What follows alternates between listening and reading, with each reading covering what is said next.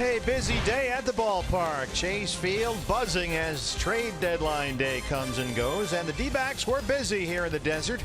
Some bullpen moves today as they bolster their relief roster ahead of tonight's game with Texas. Join us for D-backs baseball on Fox Sports Arizona. Good evening from Chase Field. Welcome to the broadcast. Steve Berthew, Bob Brenly along the way as we conclude this quick two-game visit from the Texas Rangers. The D-backs front office already busy this year acquiring new players. John Jay, Matt Andriese, and Eduardo Escobar. But on trade deadline day today, Bob, they bolstered the bullpen, got a couple of relief arms. Yeah, one guy we're very familiar with in Brad Ziegler has been here in Arizona before, and Jake Diekman, if you were at the ball game last night or watching, we got a real good look at him last night. Came in to retire the final 3 outs of the ball game, 2 on strikeouts. Big arm on a left-hander. Banny, the manager of the Texas Rangers, said he's the best athlete on the team, so that is really saying something about the left-handed reliever. Well, it was a less than athletic walk from the Rangers clubhouse across the ballpark to the Diamondback clubhouse. Diekman instead did it in style. He took the bullpen cards. Very nice. That's not the intended use for the bullpen card, but it serves its purpose today to get the pitcher from one clubhouse to the other, get him in a real uniform. So he was a Ranger last night. He's a D-back tonight as we wrap up this two-game set. Now, for an idea of what the bullpen looks like going forward, keep in mind Andrew Chafin right now on paternity leave. Brad Ziegler's not here yet. But from this point on, this is pretty much what it's going to look like. And I really like the looks of this bullpen. You've got a little bit of everything. They brought Brad Ziegler on board, as we know, a dead ground ball pitcher. And with that great infield defense behind him, he really figures to get some key outs the rest of the way. Well, tonight it's Zach Godley against Bartolo Colon, the D-backs and the Rangers. Next on Fox Sports Arizona. D-backs baseball on Fox Sports Arizona is brought to you by CenturyLink, connecting you to the power of the digital world. By Tire Pros of Arizona, everything rotates around you.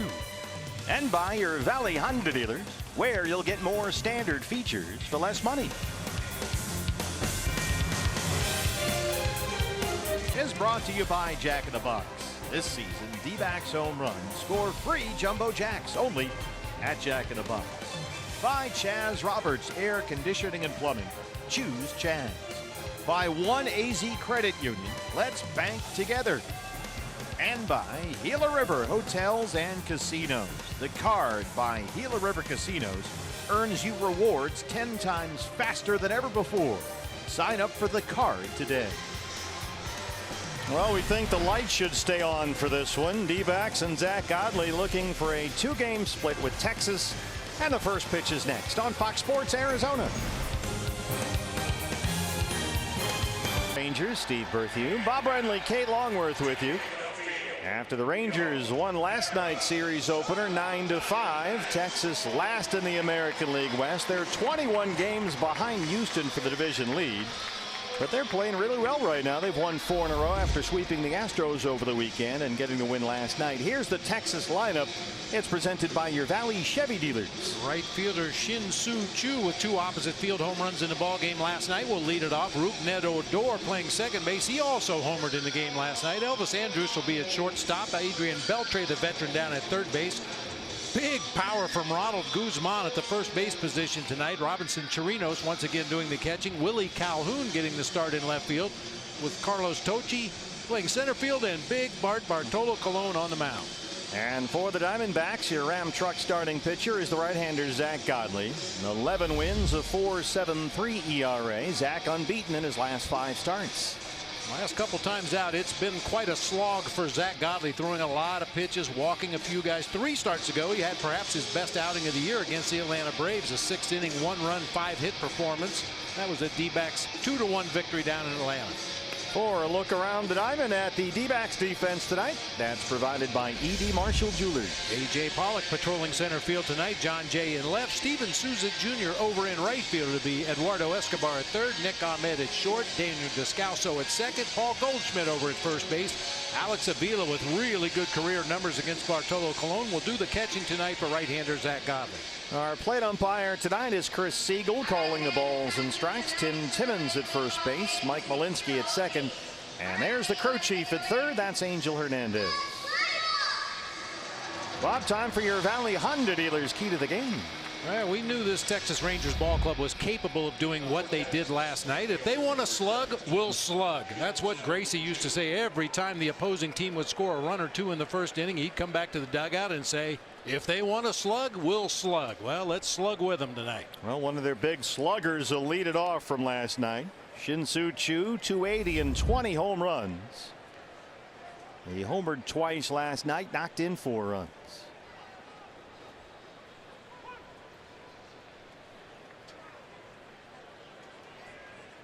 D-backs have the shift on, and we're underway in downtown Phoenix with strike one. There's that Godley sinker.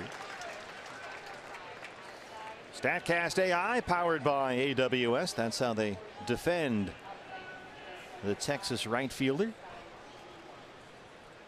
who does not consider himself, he says, a power hitter, but he's now got the 6th 20 home run season of his career, and he's on pace to go well past his career high of 22. An all-star this season for the first time ever at the age of 36. That one's fouled away.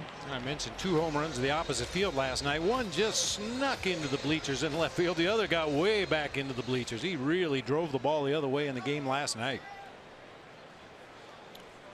There's Robbie Ray. Robbie had a tough night last night. Only gave up 2 hits in 5 1/3, but the control was not what he'd like. Choo in the 5th and in the 8th. Yeah, that was just a fastball out over the plate from Robbie Ray. Gets about 3 rows deep. And then Matt Andrews gave up another one a little bit deeper into the bleachers in left center. Curveball, ring him up and sit him down. A good one from Godley. Critical that he land that pitch for strikes. We kind of joked about it last night. You may see nothing but fastballs from Bartolo Colon and nothing but curveballs from Zach Godley tonight. But if that's the formula that's going to work against this aggressive swinging Texas Rangers team, then go do it. Choo caught looking at a breaking ball. Here's Rougned Odor. 268, 10 home runs. The little power hitting second baseman who is red hot right now. 7 for 14 in his last 3 games. He homered here last night.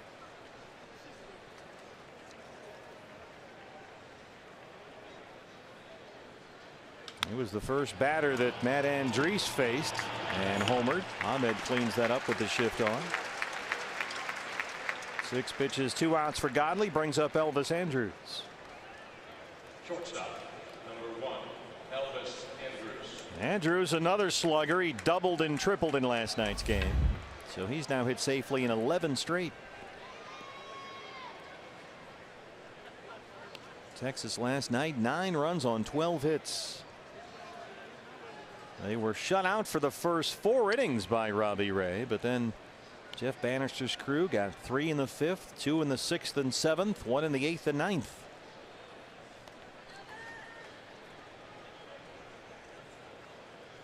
Andrews about ready to hit. He said hello to everybody in the stadium before getting into the batter's box there. Oh, he's just a friendly guy, that's all. How you doing? How you doing? Yeah, Good said to see hello to you. the plate umpire, had a little conversation with Alex Avila, turned around and waved to Torey Lavello and the staff over there in the third base dugout. All right, let's play some ball now.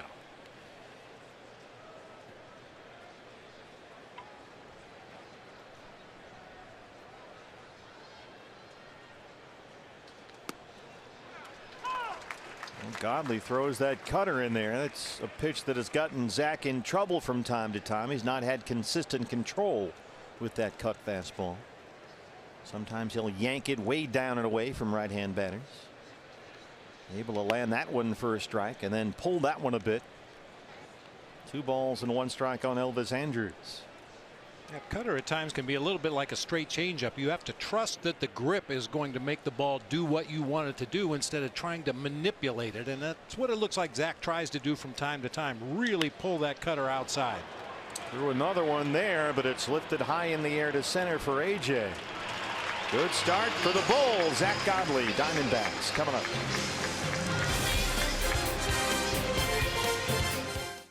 Hazen, you made it.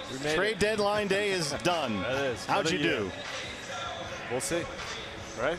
We'll see. I made it physically through. Yes. Yeah, we'll see. We'll see how that's all that matters is what happens with the club, right? Well, we got a big league bullpen right now. Some very nice additions here. Yeah, I appreciate it. Yeah, it's you know, it was a focus of ours going through the year. We've had a great bullpen the whole year. But you know, we've run them pretty hot, and as we get through the second half of the year, we want to make sure they stay pretty fresh.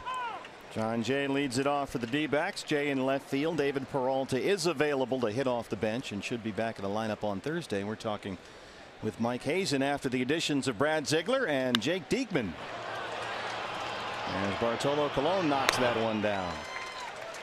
Yeah, you mentioned it. It's odd. The bullpen has been just about the best in the National League, Mike, for most of this year. Yet the two moves on trade deadline day, relief arms. Yeah, I think as you go through a full season, those innings just end up piling up on you. And our starting pitch has been great and been getting us pretty deep into games for the most part. So, but you know, when you look at Yoshi, Box, and Archie, and Chafe too, you know, they've taken the brunt of it here, and specifically recently, and that's what's going to happen when you go down the stretch. And so we wanted to try to give Torrey as many options as we could to pitch in those games where if Yosh needs a day or if Archie needs a day, that we're not missing anything, you know, or feel like we're missing anything. And I thought it was particularly interesting in Brad, and everybody here knows Brad Ziegler. You've got the low arm slot right-hander, kind of a specialist in a sense, a guy who's closed here before. And in Diekman, you get the opposite. You've got the hard-throwing left-hander, another guy who you could maybe qualify as sort of a specialist, or at least have a specific role in that bullpen. So we don't really focus too much on that part of it. We think both of those guys can get through full innings, both lefties and righties. They do it a little differently, as you said. But you know, Brad puts the ball on the ground quite a bit.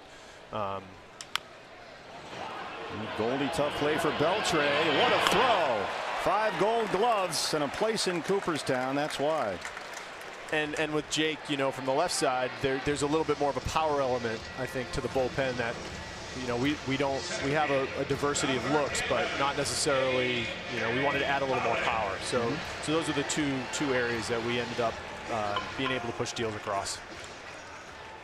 The addition of Eduardo Escobar has been universally applauded, not just by Diamondback fans, but all over baseball. He seems like he was an outstanding fit and has been from what we've seen so far. He's been a really good hitter for the last 2 years, and we were looking for a way to add to the middle of our lineup, knowing that Lammer was going to be down a little bit. And you know, that move seemed to make sense to us when we took that injury in Chicago. You know, we had been exploring different types of deals, what we could do to add to the club. Maybe someone move around a little bit, and he can do those things too. So that's why we were sort of talking to him. And then, you know, when that injury happened, it sort of sped our time frame up a little bit. I'll go back on one of the previous trades that the Diamondbacks made. Alex Avila. Now, he took a lot of heat early in the season, struggled to get it going offensively, but over the last couple weeks, Alex looks like the guy I think you expected to get. Yeah, you know, when guys, you know, look, every time a guy steps into a new environment, we always fixate on that first period of time, that first impression, and that's real. You know, it's something everybody has to grind through, and the baseball season has a way, though, when you play it long enough, and AJ hits a ball deep center field, and that ball is gone. 1-0 D-backs. Well, I think for the time being, you're in pretty decent shape in center field. Yeah, we're a different club when AJ's playing. No doubt about it. Yep. But having Alex back there, you know, the couple things we try to do with our catching, and we've talked about it quite a bit. It's not that we don't expect offense from that position. That's not what we prioritize from that position. We want those guys going out there and getting 9 innings out of our pitchers every night. And Alex has done an unbelievable job at that, even when he wasn't hitting. And I think that's a tough thing for a big league ball player to do, right? You're not hitting and taking your offense to defense, and he never does that and has not done that. It's good to see, though, because every baseball player wants to hit a few bombs every now and again, you know, to feel good and adding to the offensive side. So it's a, you know, having him from the left side of the plate, given that Mathis and Murphy are both right-handed, you know, he's going to line up against a lot of right-handed starters, and so to have that threat down at the bottom of the lineup it just lengthens things out for us. And with guys like Alex Avila and Steven Souza Jr., you really do have to let the storyline play out, don't you? You can't get fixated on a week or a month or even a half a season. I think so. You know, I don't think we've necessarily played our best baseball, which I sometimes, you know, can become frustrating for all of us. But sometimes, you know, when we get the group sorted together, everybody's healthy, nobody's, you know, through that transition period anymore. Of, do they have enough on a rehab assignment, getting their timing down? It'll be fun to watch what this team can do for the next 2 months. A half game onto the division lead. Dodgers are up there. They're hosting Milwaukee tonight. Not to get underway. It's going to be a fun 2 months. We hope so. You know, we think we can play a pretty good caliber of baseball. Souza hits a fly ball to right center. Chu is there. Mike Hazen, get some rest. You've earned it. All right, appreciate it, guys. Thanks for coming by. Nice job, Mike. 1-0 Diamondbacks. You can play along with our 50-50 charity raffle presented by the Arizona Lottery from home along with all of us at Chase Field. Win half the pot, help the kids in our community. Get your tickets online during every D-backs home game on Fox Sports Arizona at dbacks.com/5050 raffle. And the winning numbers on the postgame show.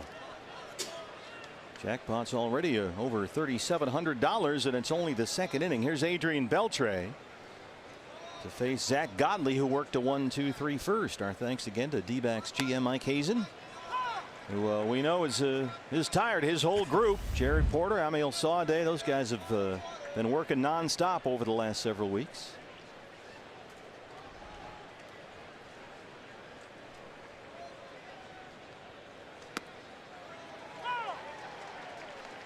That pitch was inside, but Chris Siegel says strike 2.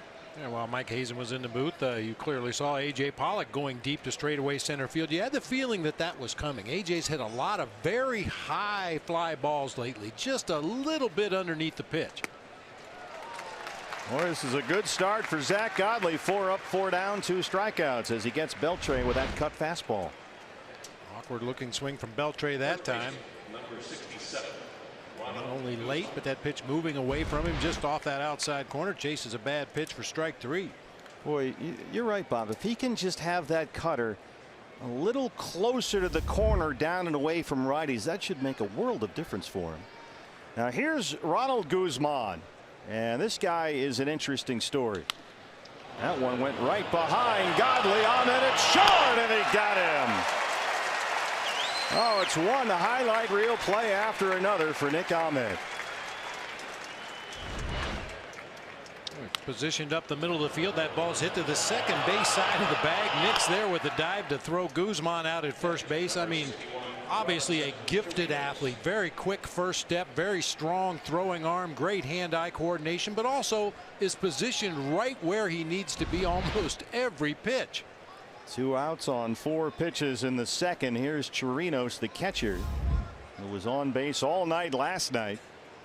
He walked. He had 3 hits, including a double. I was going to say about Guzman, he put on a show in batting practice that was up there with the best we've seen. Well, when it brings the icon into the booth to point it out to us, Luis Gonzalez came running in here and saying, "Are you watching this guy? He's hitting balls in the upper deck in right field." He was hitting some balls, and we caught the tail end of it. Yes, he went, says Tim Timmons, into the draft room up there where the seats are. So we'll get a look at Guzman a little later in the ball game. 0-2 on the Rangers catcher Chirinos.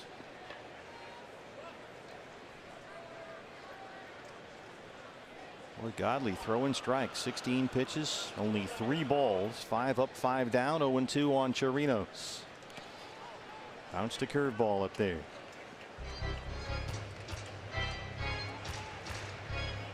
D-backs 10 over 500, a half game behind the Dodgers for the lead in the National League West. LA hosting Milwaukee tonight. Colorado's only 1 game off the division lead. The Rockies lead at St. Louis 4-1. They're in the 6th. Giants already won in San Diego this afternoon as Chirinos is on board again. Dunks a 2-out single into right center.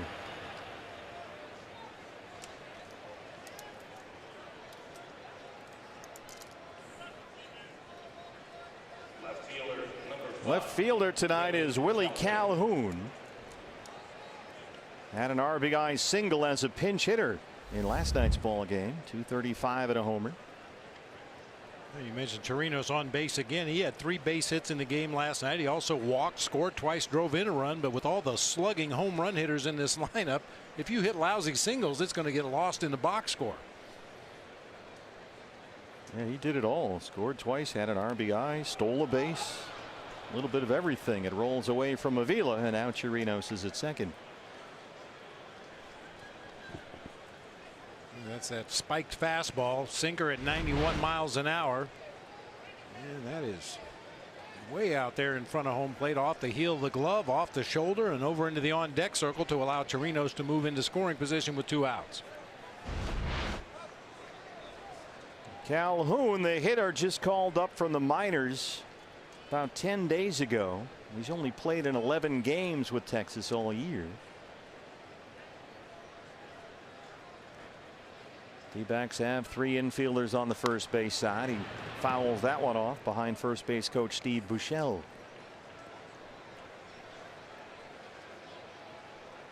Calhoun was a 4th round pick by the Dodgers out of Yavapai in Prescott. Texas got him at the deadline last year in a deal for Yu Darvish. Made his major league debut last season as a September call up with the Rangers.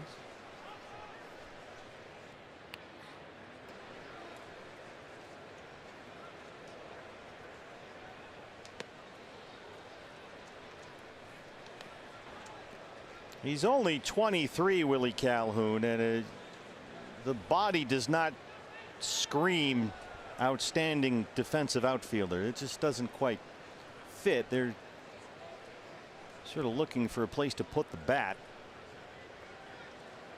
Profiles as more of a DH type.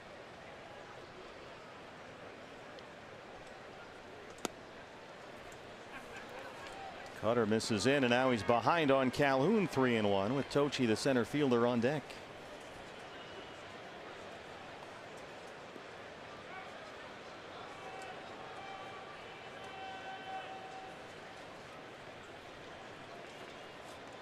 Calhoun wasn't with the team on the 4th of July, but he has the right socks on. Another cutter. Godley's misfiring with that cut fastball again. That's his first walk. So he'd set down the first 5, and with 2 outs, a single and a walk, put 2 on for Tochi. Tochi, the rookie, a 153 hitter. He was 0 for 2 in the ball game last night.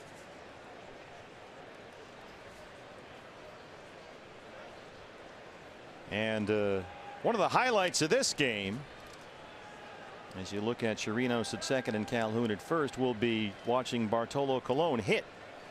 And he will be the on deck batter, but he's not quite made it out there just yet.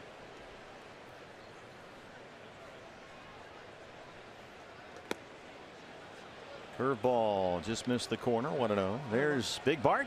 Watch Bart come up into the on deck circle, as you said, taking his old sweet time, putting the batting gloves on, and he stopped directly in front of the camera down there on the first base side and looked over his shoulder and realized he was blocking the shot, so he backed up out of the way. Oh, he's a professional. Yeah, not his first game.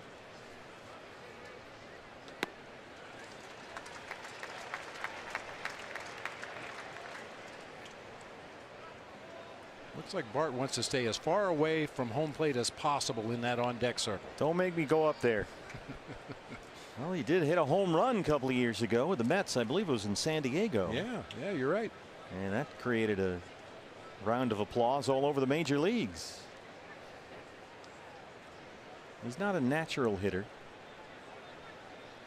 Now keep in mind, Godley lately has gone to extra efforts to control the running game when he's got traffic around him on the bases. He does not throw over the bases to keep runners close. Instead, he holds the ball or steps off or stares them down.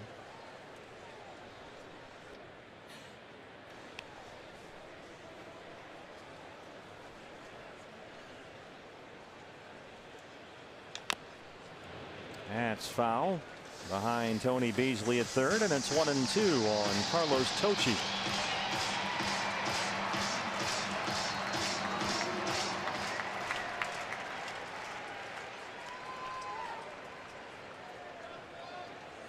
This is usually the count where Godley goes to the curveball.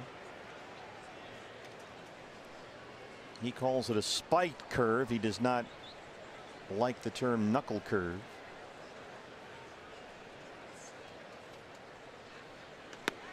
That was it right there. A swing and a miss. Gets his third strikeout and strands two. It's 1-0 Diamondbacks. The second, and we want to take you back to 1997. A baseball franchise in Arizona was just a dream. A gallon of gas cost just over $1, and the Titanic movie hit the box office. Also, Bartolo Colon made his major league debut, as did Miguel Tejada, Todd Helton, Chris Carpenter. The only difference, those former All-Stars have since retired. But at 45 years young, Colon is still going strong. He was born in the Dominican Republic in 1973. He's currently the oldest reigning baseball player right now at 45 years old. And the D-backs youngest player on their active roster, Marte, well, he is also from the Dominican Republic, and I talked to him about what Colon means to their country. He said he's a hero to him. He hopes his career can go as long. And I said, do you remember the first time you saw Colon pitch? And he said, how could I? I couldn't even talk yet. Those were the days, huh? Yeah, you're right, Katie. Has been in the major leagues, Bartolo Colon, longer than the Diamondbacks have existed. Certainly at the major league level. Broke in 1997. Here's Eduardo Escobar, the third baseman, leads off the bottom of the second. It's always a treat to watch Big Bart pitch. Escobar hits one to right. Chu runs it down near the line. Here's the D-backs lineup. It's presented by your Valley Chevy dealers. John Jay led it off out in left field. Paul Goldschmidt at first base. A.J. Pollock with that solo homer to center field will play center field. Steven Souza Jr. will be in right. Eduardo Escobar just hit a bomb to right field there that died near the warning track. He'll be at third base. Daniel Descalso at second. Nick Ahmed at short with Alex Avila catching for right-handers Zach Godley. Day off for Ketel Marte. Descalso in at second. Now, on the current Diamondbacks roster, John Jay was 12 years old when Bartolo Colon made his major league debut back in '97. Ketel Marte, the youngest player on the roster, was only 3 years old. Well, Bart throwing that sinker this year more than 60% of the time. He just kind of pounds away at the strike zone with that pitch. After that, he's got a four-seamer, a change-up, and a slider. He's a strike thrower. And he catches Descalso looking at a fastball. And Daniel does not like the call by Chris Siegel. First strikeout for Colon. E.D. Marshall Jewelers gives us a look around the diamond at the Rangers defense. Willie Calhoun checking his cheat sheet out there in left field. Carlos Tocci in center field. Shin-Soo Choo will be in right. Adrian Beltre and Elvis Andrus on the left side of the infield. Rougned Odor and Ronald Guzman on the right side, with Robinson Chirinos doing the catching once again for right-hander Bartolo Colon. Nick Ahmed has already turned in a sparkling defensive play. Nick at 240, 14 home runs.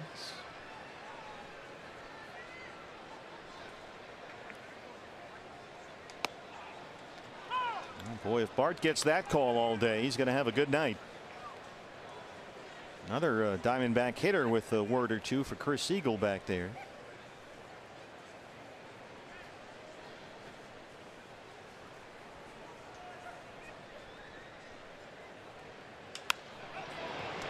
Fly ball left center. Calhoun. And Colon makes short work of the Diamondbacks with an 8-pitch second. 1-0 D-backs. Lead as we start the third. Time now for Lowe's. Whole team together. Boy, Bob, Diamondbacks last 9 games pretty good. Well, you're finally getting everybody back on the field healthy. Guys swinging the bats the way they're capable of. You'd like to think that those numbers might even be improved upon in the last couple months of this season. All right, let it wash over you. Here is Bartolo Colon to lead off the Texas third against Zach Godley.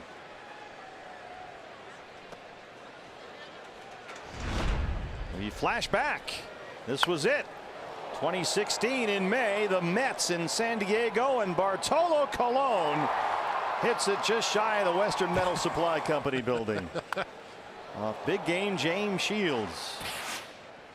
So it can be done, but first Godley's got to throw a strike. Although walking Bartolo Colon, putting him on base, might not be the worst thing to start this inning. Make him stay on his feet the entire half inning. Look at it, everybody's on the edge of the dugout. Yeah, the entertainment factor might just increase.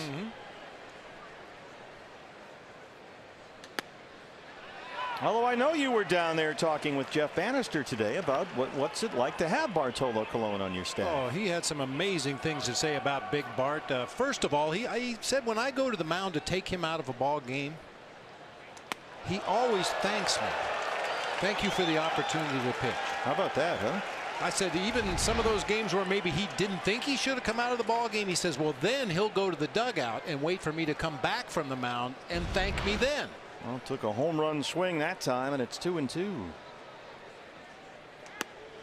And is caught looking at a curveball. That's the 4 strikeout for Godley. Well, when you're 285 pounds and 45 years old, every day you get to go to the yard is a gift. Yeah, and he works extremely hard. He's got a routine that he does on a daily basis, spends a lot of time on the exercise bike and working out with rubber bands and light weights, 5-pound weights. He talked about going into the weight room, and all the young pitchers were in there throwing around hundreds of pounds and squatting and doing all kinds of power lifting. And there was Bart over in the corner with 2 5-pound weights going through his routine. Like actually working out. Yeah. And, you know, one of the kids must have asked him, you know, hey, what's the deal? You know, we're over here lifting hundreds of pounds and you've got 2 5-pound weights. And Bart says, yeah, your fastball goes like this. And he indicated straight as an arrow. My fastball goes like this. And he indicated down toward the ground. Well, he's found something that works for him, that's for sure. For a guy his age, with his experience, the number of innings that he's logged at the major league level, he still gets people out. He's in his 21st season in the major league, still pitching effectively at the age of 45. Here's Chu. Fouls off a curveball, and it's 1-2.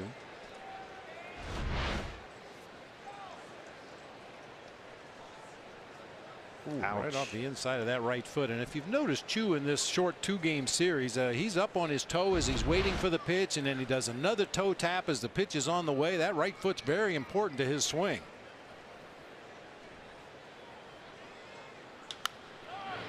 Bounces one to Descalso at second. Shift is on. 2 outs.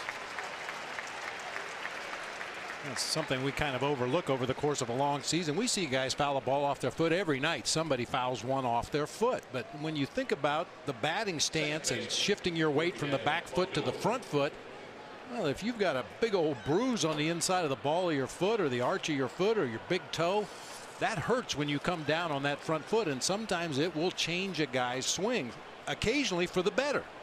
Land soft on that front foot instead of coming down too hard. Rougned Odor, the second baseman. Godley now working his way through the Rangers order for the second time. There's that sinker for strike one. Odor's home run last night is 4th in 8 games. He's been red hot.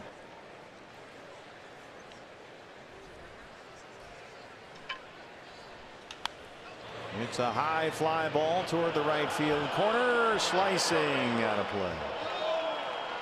Their partner, tall order for the Mets in the final couple innings of this ball game tonight against the Nationals. They trail 25-1. Wow. Jose Reyes, I believe, was pitching. Yeah, it's up on our board as 5-1 in the 9th because they don't have the room to put the 2 in front of the 5. They've gone off the board. What a whole bunch of crooked numbers in that box score for the Nationals, up and down the lineup. Well, I guess it's a good thing they decided not to trade Bryce Harper. Harper actually did not homer today. Pretty much everybody else did. Yeah, they should have traded him. Rockies still leading in St. Louis 4-1. They're in the 7th. No, we didn't, says Angel Hernandez. Dodgers and Brewers are just underway in LA. No score. They're in the 1st. There's a look at the defensive alignment against Rougned Odor.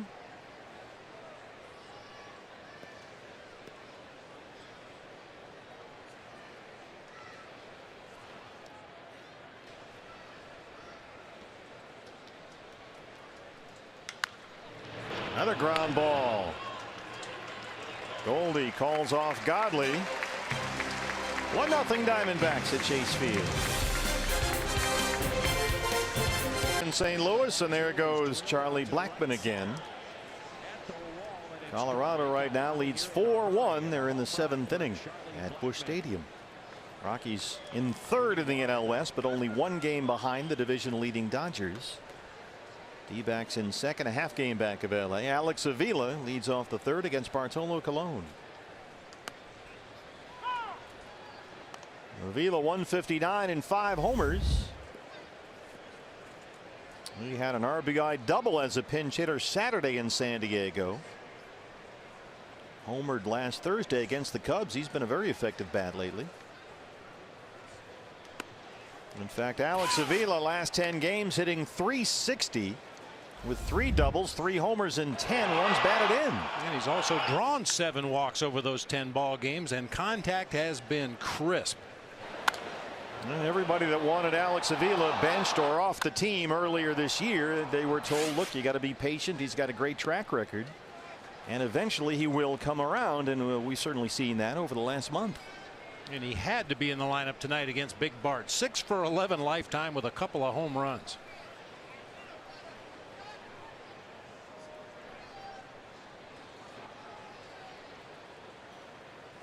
Apparently I included the postseason numbers. Well, that matters more. It's postseason.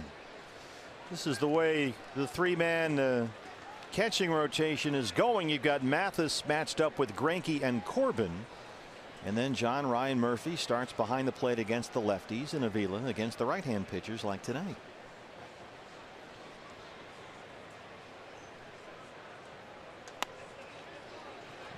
Even Bart's not getting that call. It's full 3-2. You know, we were just in Chicago on the last road trip, and I described Kyle Hendricks as a dart thrower. Well, Bartolo has a little bit of that too. He does extend the arm out behind his back, but then he puts it right up behind his right ear before delivering the ball to home plate.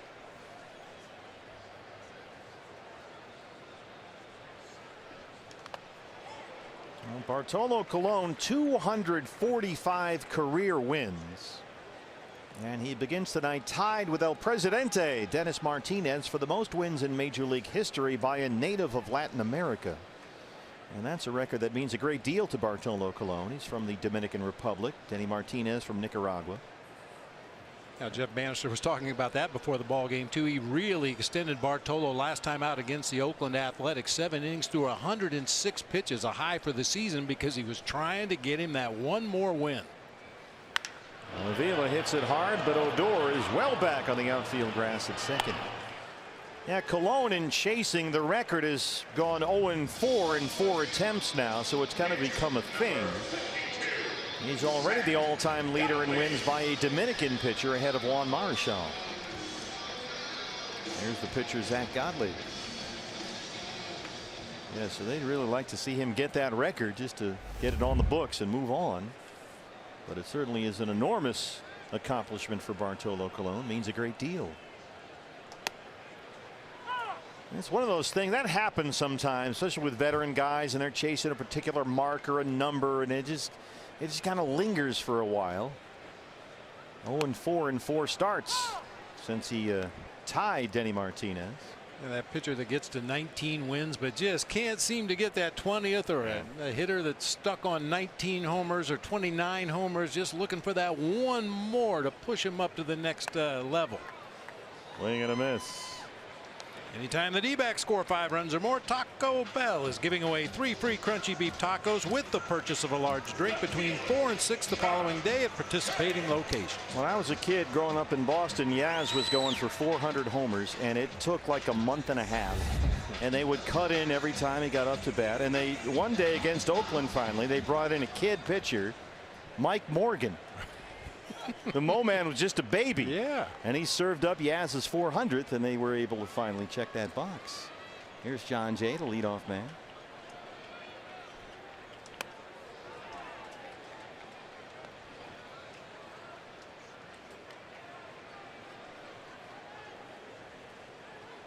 By the way, David Peralta, Torey Lovello told us today, is available to pinch hit tonight.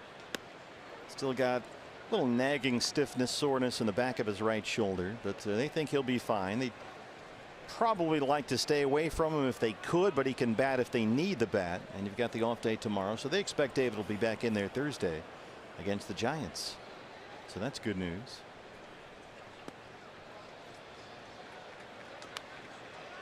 He hates not playing. Oh, he hates it. Every day, hey, I can play. Goes up to Torrey. I don't need a day rest. I'm good. I'm good. No, you have a seat. You got a schedule.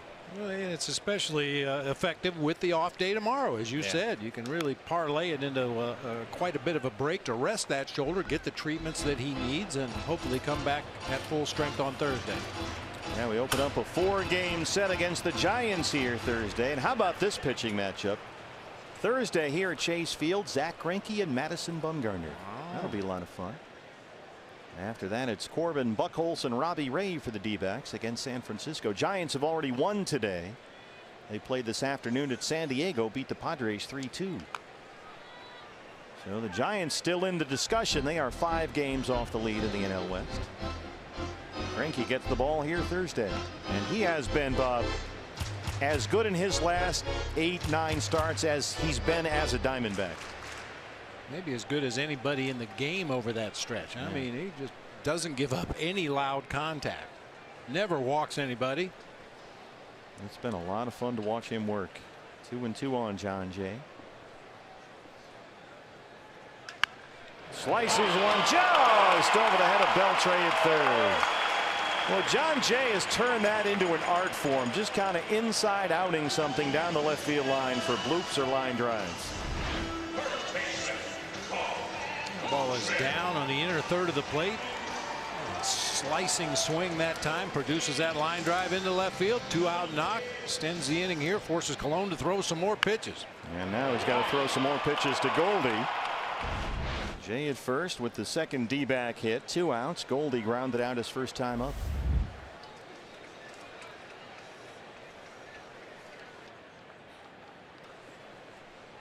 Rockies now with a 6-1 lead in St. Louis. It's still the 7th at Busch Stadium. Look out, Tony Perez-Chica. There is Mark Hicks, the Hick Dog. Our Golden Glover down the left field line tonight. Tom Morales working right field. I don't believe any relation to former Cub great Jerry Morales.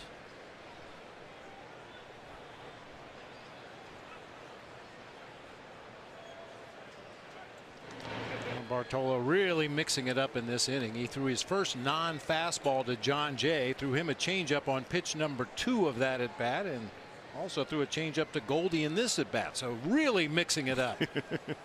2 non-fastballs.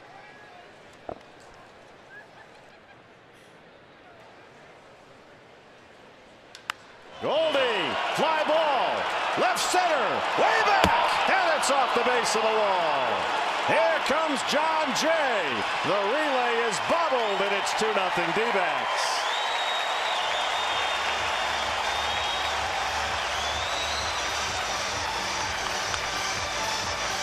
Well, the Rangers had a chance at Jay, but they couldn't corral the relay throw. And the D-backs take a 2-0 lead. That's another changeup from Bartolo Colon. 3 of them in this inning. Goldie hits a top spin liner off the base of the wall out there in left center field. Yeah, that was going to be extremely close at home plate if the Rangers don't mishandle that relay throw back to the infield. Yeah, right there, a short hop to Andrus. He can't handle it. That allows John Jay to get on the plate easily. Goldie the double. A run is in. Here's AJ, who homered to deep right center field. His first time up, his 15th of the year, onto the home run porch.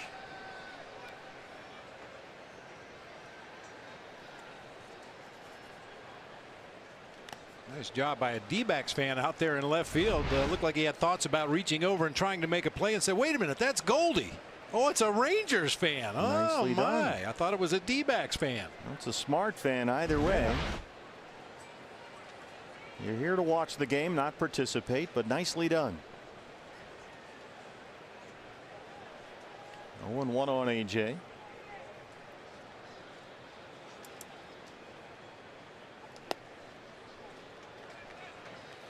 Well, that relay back to the infield on the Goldie double. The Rangers had set up a double cut.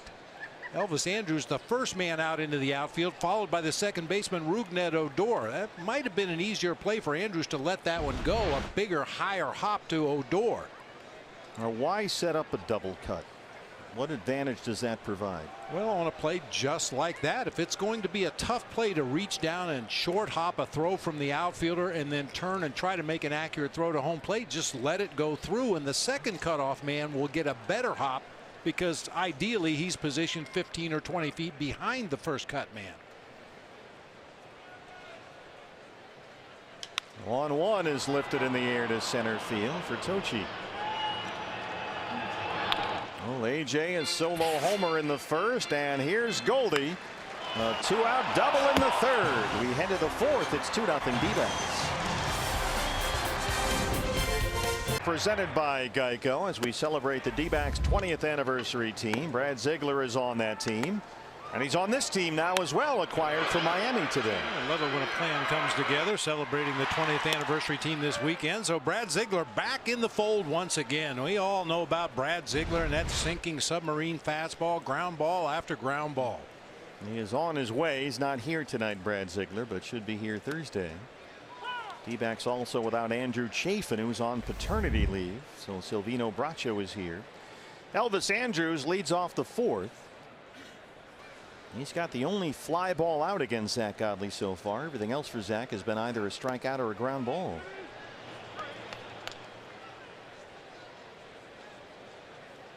Could we send the bullpen cart to Miami to pick up Brad? We could. It might not get here until 2 weeks or so. That might, I don't know if that runs on gas or an electric charge. We have another one here. We have two of them, so we've got a backup. We could do that. Well, I know you've been in the hallway outside the clubhouses downstairs, and there's a whole fleet of vehicles down there for D. Baxter. He's got a go-kart and a motorcycle and a scooter and a bike and a tricycle. Yeah, I'm told by your staff they are electric. I thought that was kind of cool the way Jake Diekman used that. This was today when, you know, everybody said, well, he's been traded to the Diamondbacks. He can just walk over to the other clubhouse. Well, why walk when you can ride? Baxter gave him a ride in the bullpen car to the D-back home clubhouse. Mark was there waiting for him. Got to meet his new teammates. That's a strike. Hold on there, Elvis. You have not left the building just yet. It's 3-2. Nice. Well, Chris Siegel's got a pretty liberal strike zone. Everything around the edges or the corners he pretty much gives to the pitcher.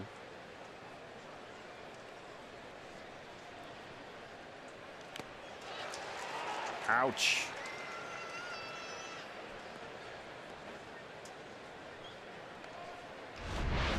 Watch that bare hand. Boy, I hate to see that with nobody on base. I hate to see that anytime. Alex had a rough one in Chicago on that last road trip. I believe it was Chicago. He took a real bad shot to the groin. There's the curveball. Godley gets his fifth strikeout. Adrian Beltre making his way to the plate, struck out in his first at bat of this game. You pointed out last night how low he wears the bill of his helmet over his eyes. Might have slipped a little too low during this at bat. Took a hittable fastball, took a fastball off the inside corner, and then chased a cutter away. Our Nationwide Vision eye on the game. Beltre with a 5-game hitting streak. Godley's now got 5 strikeouts. He's retired 5 in a row ever since the walk to Calhoun in the second.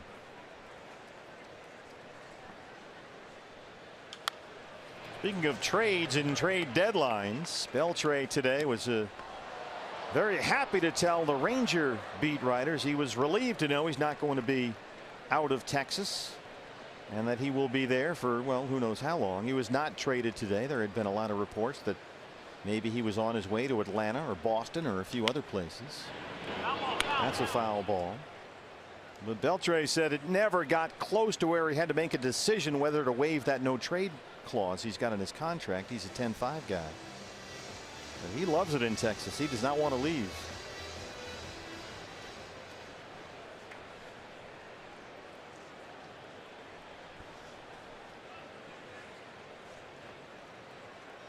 Zach at 50 pitches, 34 strikes. Ouch. You mentioned a 10-5 guy. That means 10 years in the major leagues, 5 with the same ball club. And once you've earned that status, you have the right to approve or disapprove of a trade. Veto power. Well, now his decision is whether to play again next year, and he says if he does decide to come back, his first choice would be to play for the Texas Rangers. He's very comfortable there. He's 39 years old. Ahmed at short. Another ground ball out for Godley. He set down 6 straight. I would imagine for Adrian Beltre, if possible, if physically possible, he'd probably like to stick around until they open the new ballpark in Arlington. And of course, just because the trade deadline has come and gone does not mean teams still can't make trades. Some people get confused about that. But from this point on, if you do want to trade a guy, he has to clear waivers first. And then once he does, you're free to trade him wherever you want. And here's Guzman. This is the guy we were talking about who put on the batting practice display. That was very impressive. Ronald Guzman, the first baseman tonight. He grounded out his first time up. Center field, AJ. Zach Godley's retired 7 straight. He leads it 2-0. At a lower price, fans, $82.99 lets you watch every out-of-market regular season game live or on demand, and includes MLB at Bat Premium that lets you watch live baseball on your favorite supported devices. Visit MLB.tv. Take advantage of this special offer. Don't miss a game as we head down the home stretch in August and September. Steven Souza Jr. leads off the 4th against Bartolo Colon. Souza flying out his first time up. Another productive night for Souza. Once again, Chris Siegel gives Colon the call just off the corner. Last night, Steven had a big 3-run homer, made a terrific diving catch in right field.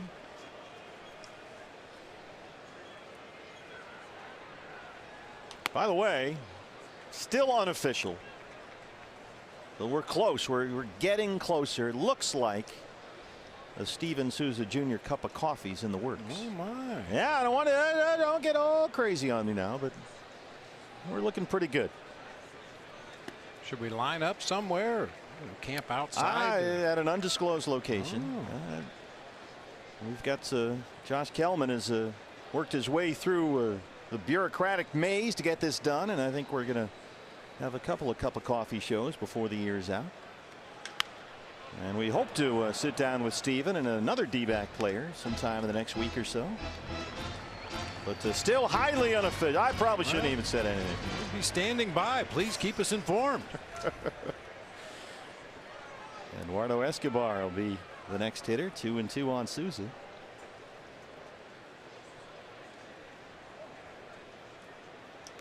Josh Kellman. Now, when you've got a big shot like Josh Kellman, I mean, he doesn't mess around. He, you know, what you call a fast tracks it. Mm-hmm. He goes right to the decision makers, and he just gets stuff done.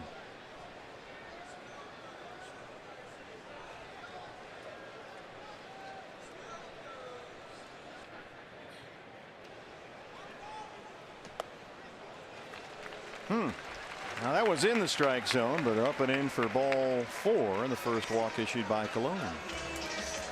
Well, it's gone final in the nation's capital. The Nationals defeated the Mets tonight 25-4. That's the most runs scored in the major league since '07, when these Texas Rangers beat up on the Baltimore Orioles 30-3. Yeah, we didn't have enough room on our scoreboard for all those runs as Escobar steps in.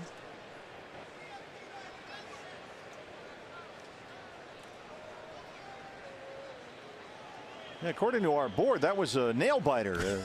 Nationals won it 5-4. I don't know what you're talking about. That was a close 1-run ball game. Yeah, see, 5-4. Oh, they don't have room for the 2. Mm-hmm. Well, it's probably a good thing that the Mets stood pat at the trade deadline.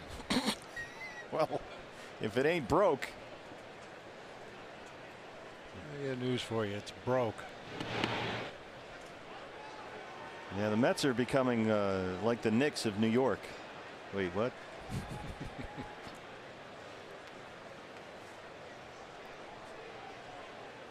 Escobar had a big night last night again. Singled twice, drove in 2 runs.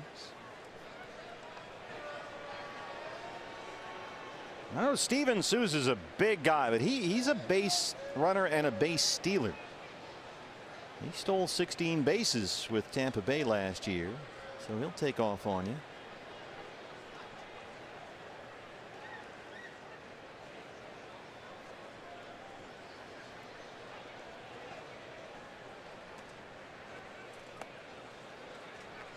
You don't last 21 years in the big leagues without the ability to slow down a running game. Bart unloads that ball extremely quickly to home plate.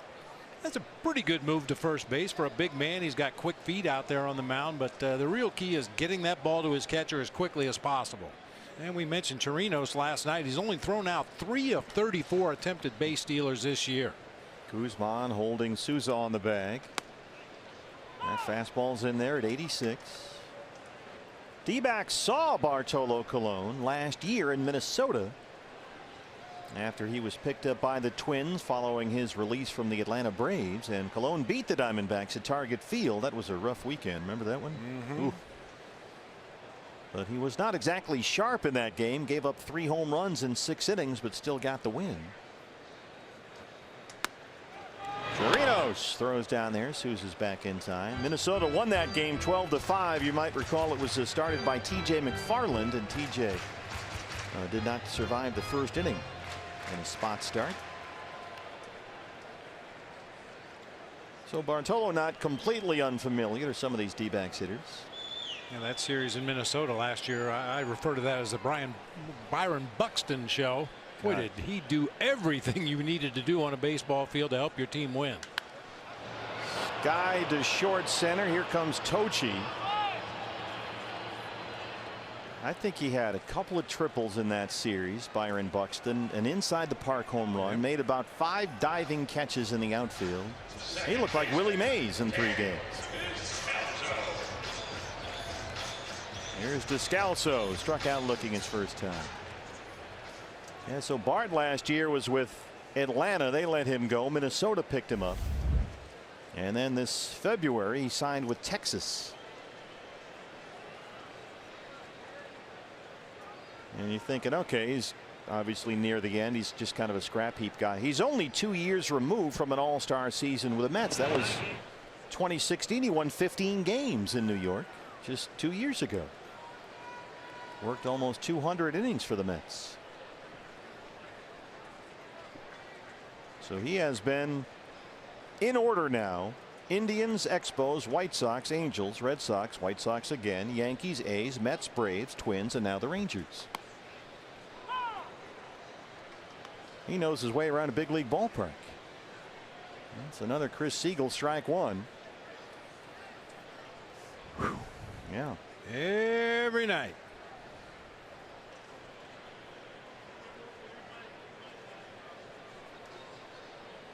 Yeah, Bart's getting the Greg Maddux treatment so far.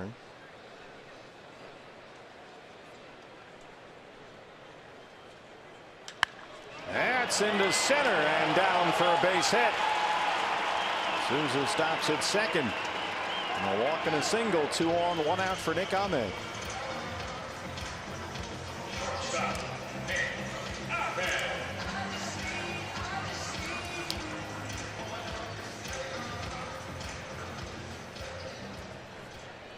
Nick flied out his first time up tonight. Well, don't stop now. As we saw in that ball game last night, this Rangers offense is capable of rearing its head very quickly. They scored 3 in the 5th, 2 in the 6th, 2 in the 7th, 1 in the 8th, and 1 in the 9th last night. So keep tacking on. Yeah, the Rangers were trailing that ball game. Wound up winning 9-5.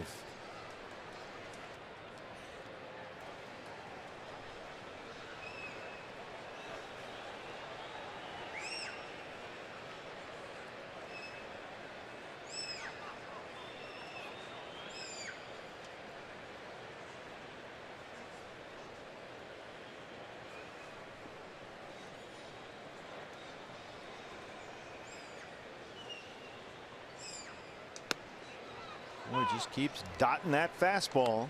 Sometimes it's the 4-seamer at 90. Sometimes it's the 2-seam sinker mid-80s. But he's always right around the strike zone. Mix in the occasional breaking ball, the occasional changeup.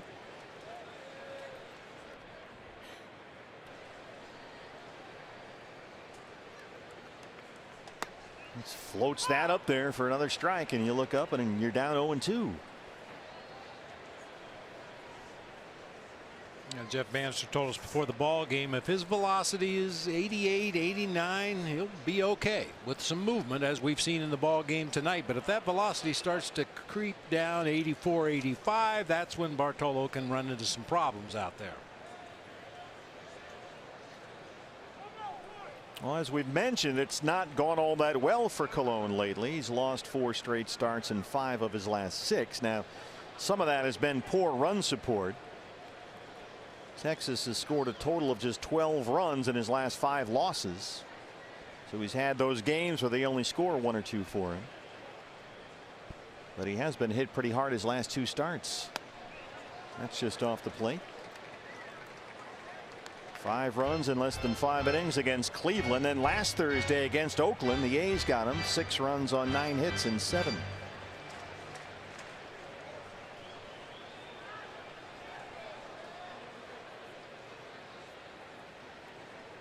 Steven Souza Jr. at second. Daniel Descalso at first. 1 out. 1-2 on the D-back shortstop, Nick Ahmed.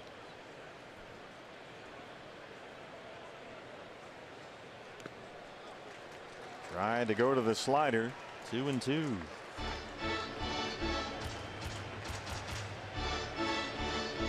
Alex Avila on deck.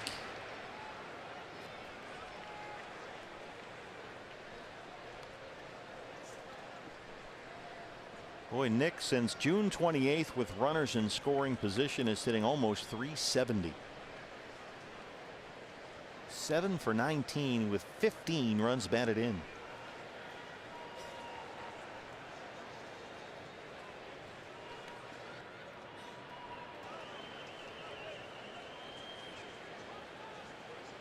Well, you know, if Nick keeps this up, Bob, and you mentioned this the other day, we've always said, boy, you know, Nick with that glove, if he could just be a representative major league hitter. Well, he's on his way to a 20 homer, 30 double season. And he's hitting 240 right now.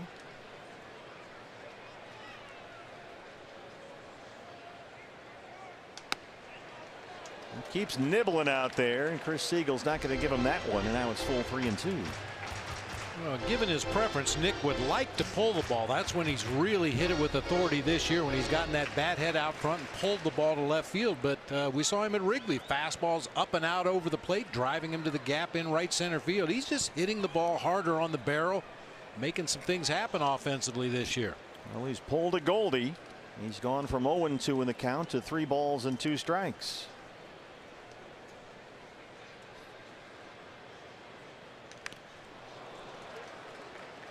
Well, the Rangers with 2 strikes still anticipate he'll try and punch it to right center. Tochi is shaded over toward the pool in center field. And you can see Chu is off the line in right. And Bart figures to be the kind of pitcher you could play an exaggerated shift in the infield or the outfield, because he either hits his spot or misses in his favor almost every time. It's amazing to watch. He's not a guy that's going to try to hit the outside corner at the knees and run it up and in. He's going to be right around his target all night long. Ahmed sends it to left. And here we go. Souza will score. Descalso right behind. A 2-run double for Nick Ahmed. And it's 4-0 Diamondbacks. He was down in the count 0-2. And that sinker comes right back to the middle of the plate below the knees, but Nick goes down and gets it, uses his own knees to get down underneath that ball and drive it into the left field corner for a couple of RBIs. 23rd double for Ahmed.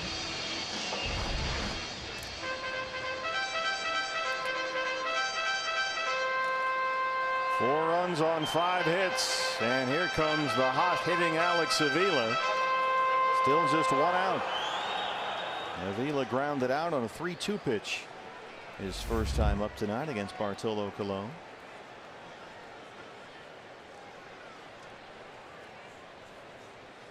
Alex, with runners in scoring position, 5 for his last 7. 7 runs batted in.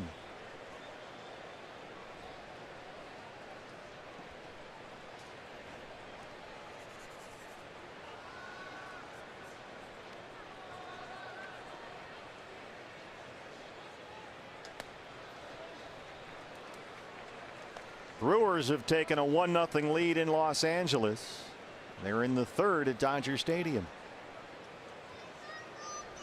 Rockies leading 6-1. They're in the 8th inning at St. Louis. Giants won in San Diego earlier today. There's a look at the hit chart for Alex Avila.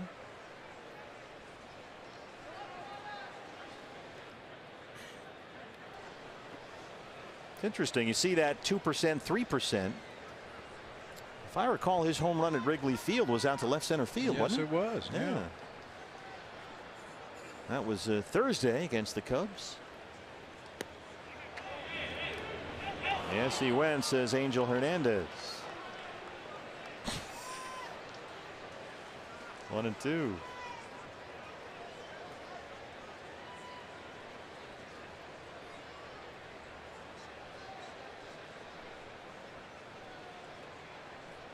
Here's a look from Mosscam. Our director Brian Moss likes to take you right into the action, right behind home plate.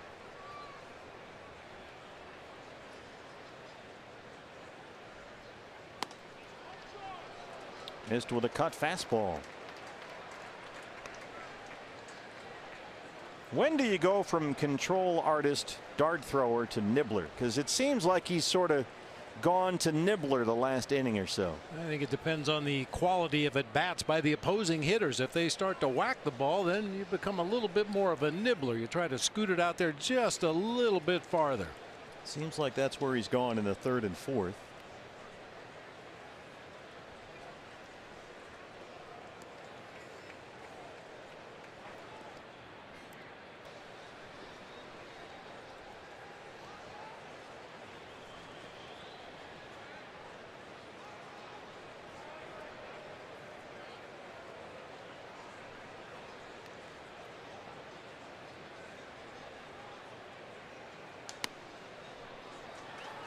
Boy, it worked out in the Diamondbacks' favor in this particular inning, but think back to Steven Souza Jr. leading it off with that base on balls that showed up in our strike zone as a strike. Yeah. Would have changed the entire complexion of this inning, but the Diamondbacks able to take advantage of a missed call.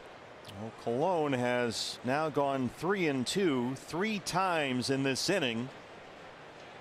So the nibbling is starting to pile up the pitch count. Here it is on 3-2 to Avila. And there's ball 4, his second walk in the inning.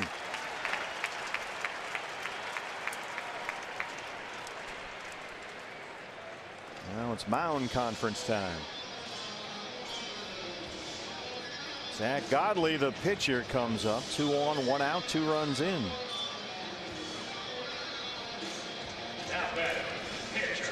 There's Doug Brocail, the pitching coach, on the bullpen phone. Of course, they are running through relievers lately. They've traded a whole bunch in the last couple of days, including Diekman last night, who's now in the opposite bullpen.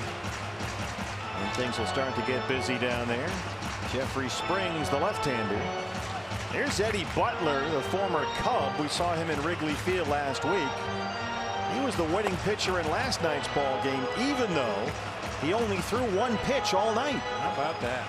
That's what the stat, the win means. Butler came on, got Goldie to fly out to win the 6th inning on 1 pitch, and wound up as the winning pitcher. There's Diekman, one of the newest Diamondback acquisitions. He was a Ranger last night. In fact, he worked in last night's ball game.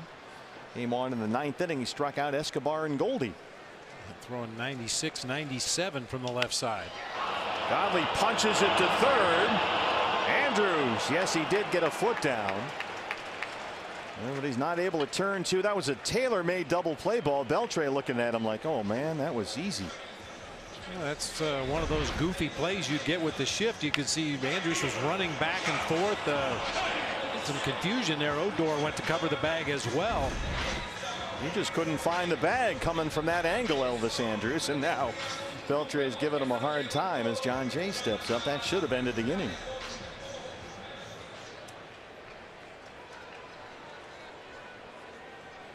Jay singled and scored in the third, came home on Goldie's RBI double. 2 on and 2 out.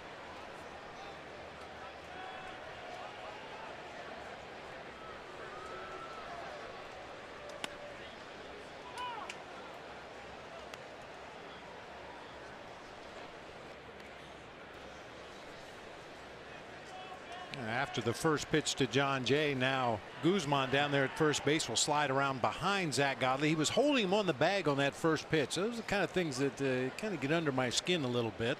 Why is that? You're holding on a pitcher at first base with 2 outs in the inning. What happens if John Jay pulls the first pitch through that hole in the right side because you're holding on the pitcher? Well, he might try to steal. Well, if I'm the Rangers, I'd say go ahead. That's all right. Just trying to give you something there.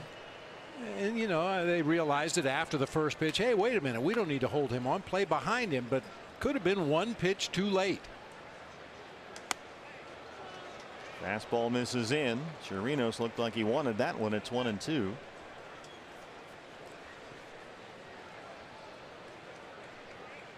And Jeff Bannister shouting at Chris Siegel. Siegel turning around now, staring into the Ranger dugout. That pitch was inside. Well, we know how this works. Makeup call coming in 3, 2, 1.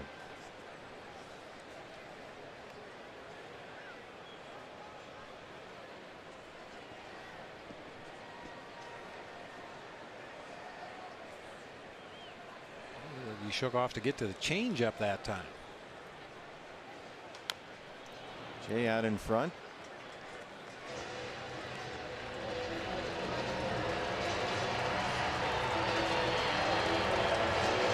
John Jay's been a streaky hitter since he arrived in Arizona, but he's on a hot streak right now. Last night he walked, singled, tripled, scored twice. He's singled and scored tonight. Up there now with 2 on and 2 out.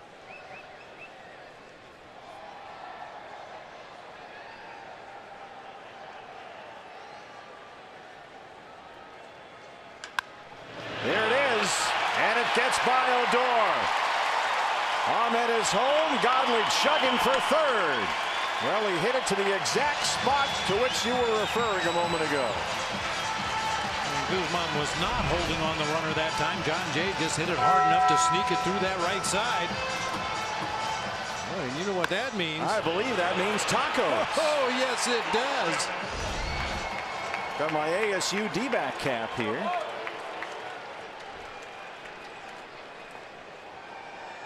Todd Walsh is not here, so I won't show the U of A cap. 5-0 Diamondbacks. And now Doug Brocail is out there.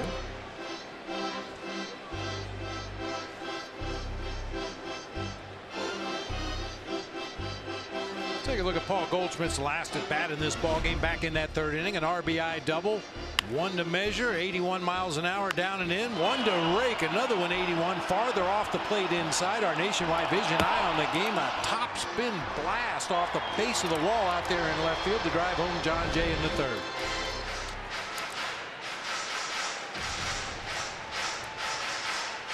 Chris Siegel, the plate umpire, has been out there for a while on the pitcher's mound. Time has been up long ago, and now finally Brocail is done. But that lasted longer than it should have. Well, it used to be how you could force an umpire to come out to the mound and get in his ear a little bit. That could have possibly been why Doug Brocail stayed out there a little extra long, forcing Chris Siegel to come out, and that way Brocail could say whatever it is he wanted to say. Here's Goldie, the 8th man to bat, and the D-back 4th. He has grounded out. He's got an RBI double, 1 for 2. Godley's at third. Jay is at first. 3 runs in.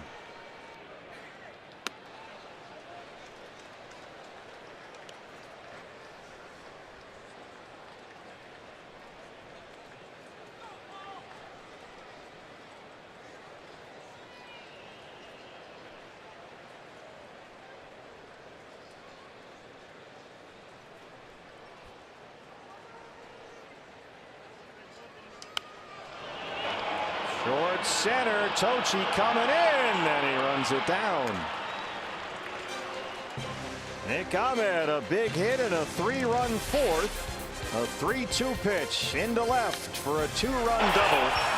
And as we head to the 5th, it's 5-0 Diamondbacks. Field Saturday, our annual alumni game. Presented by Sanderson Ford. Arrive early for the alumni game festivities, which start at 2 o'clock before the 20th anniversary pregame celebration. And this T-shirt, modeled by the lovely Bob Brenly, is our big giveaway that day, honoring the 16 members of the 20th anniversary team. Game against the Giants later that afternoon. dbacks.com/alumni. I was wondering where on that shirt you are. And there, wedge between Miggy and Gonzo. I feel very safe in that cradle right there. Now that's one of those really nice soft T-shirts. Yes, too. it is. Yes, it is. Very pleasant for those of the. If you're tactilely focused, something I don't know. Yeah, that blew up. Nice try. Yeah, well, no. Sometimes you go down into the canyon like Evel Knievel. Chirinos leads off the 5th. Again, Zach Godley, who's now got a 5-0 lead. Zach has retired 7 straight Rangers. Cardinals are trying to come back in St. Louis. The Rockies now lead 6-3. They're in the 9th inning at Busch Stadium. Brewers still lead the Dodgers 1-0 in LA. They're in the 4th. There's that sinker for a strike. In fact, this is how Milwaukee took the lead. Lorenzo Cain off Walker Buehler. And that rolls to the wall in right center. It's 1-0 Brew Crew as Yelich scores. The only run of the game so far. Should save that videotape right there. It appeared that Yasiel Puig hit the cutoff man. Well, let's not get crazy. Dodgers very busy. They picked up a Brian Dozier today, the second baseman for the Minnesota Twins. So they've got Machado and Dozier in their infield now. Also John Axford, right-hander in the bullpen. Yeah, so they have a whole. I'm not sure if they know what they're going to get from Justin Turner for the rest of the year. Obviously, Muncy's been a nice surprise, but Dozier was the guy they tried to get 2 years ago. They just couldn't work out a deal with Minnesota. They settled on Logan Forsythe instead, and that hasn't worked out. Good curveball. Got the corner down and away. 2-2 on the Rangers catcher.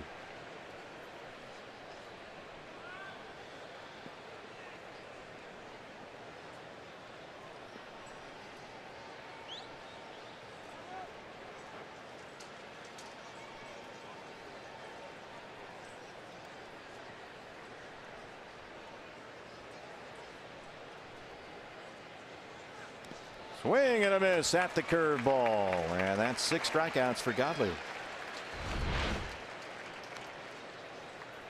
It goes without saying, much better command today for Zach Godley than we've seen in his last couple of starts. Especially with that cut fastball, he's able to command that on the outside corner for the most part. He's been able to bounce that curveball when he's gotten to those 2 strike counts. Only 1 walk in the game. And that was to Willie Calhoun, who steps in now. Godley has retired 8 straight since the walk to Calhoun in the 2nd. D-backs put the shift on against the youngster. We're talking about some of the other teams' trade deadline moves. The blockbuster came from Pittsburgh. The Pirates, who are a handful of games out of the wild card race. They gave up some very talented young players to get Chris Archer, the starting pitcher from the Tampa Bay Rays. Neil Huntington said he was their target the whole time, but they traded Tyler Glasnow and Austin Meadows, a very good young looking outfielder, to get Archer to Pittsburgh. And you can see the Pirates 3 back in the wild card race, so they're in it to win it this year. Boy, I'd like to have Austin Meadows on the D-backs. He can play. Calhoun squirts that one into left field. Just the 2nd hit for the Rangers. That was a little different circumstance than some of the deals. I believe Archer is under control for a few more years, isn't it? Yeah, they have him for a while yet. Yeah, so not your typical rental where you can possibly get him with some mid-level prospects or lower-level prospects. You're going to have to give up something to get a guy like that under control. Yeah, they have after this year, the Pirates will control Archer for 3 more seasons. And so they're going to build around him to lead their pitching staff. Here's Carlos Tocci, the center fielder. Brewers were busy again. They picked up Jonathan Scope from the Orioles. That was weird because they just got Moustakas to play third. They moved Shaw to second, and then they go get Scope. It was a little unusual. Speculation that he might play some shortstop, which he's done in the past. Not his best position. Yeah, they sent Jonathan VR to Baltimore among the players traded in return for Scope.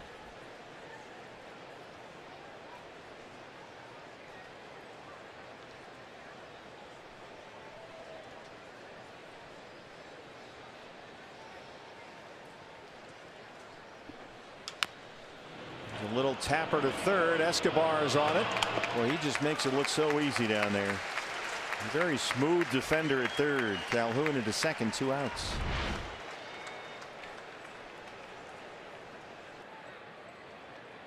Straight over the top on that throw to Paul Goldschmidt there. Pulled him into foul territory, but much easier to make an accurate throw the higher your arm angle is. That's what makes Adrian Beltre so amazing. He throws from between his legs, behind his back. It doesn't matter. Everything's right on the money.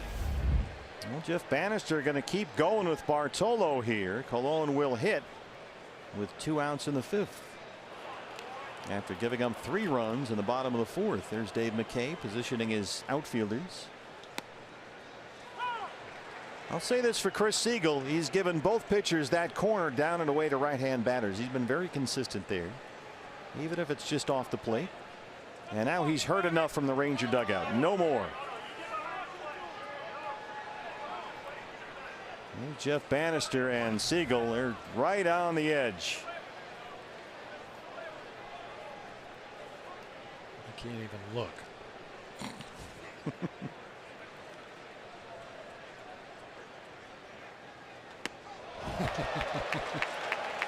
I'm not sure I can look at that. 0-2.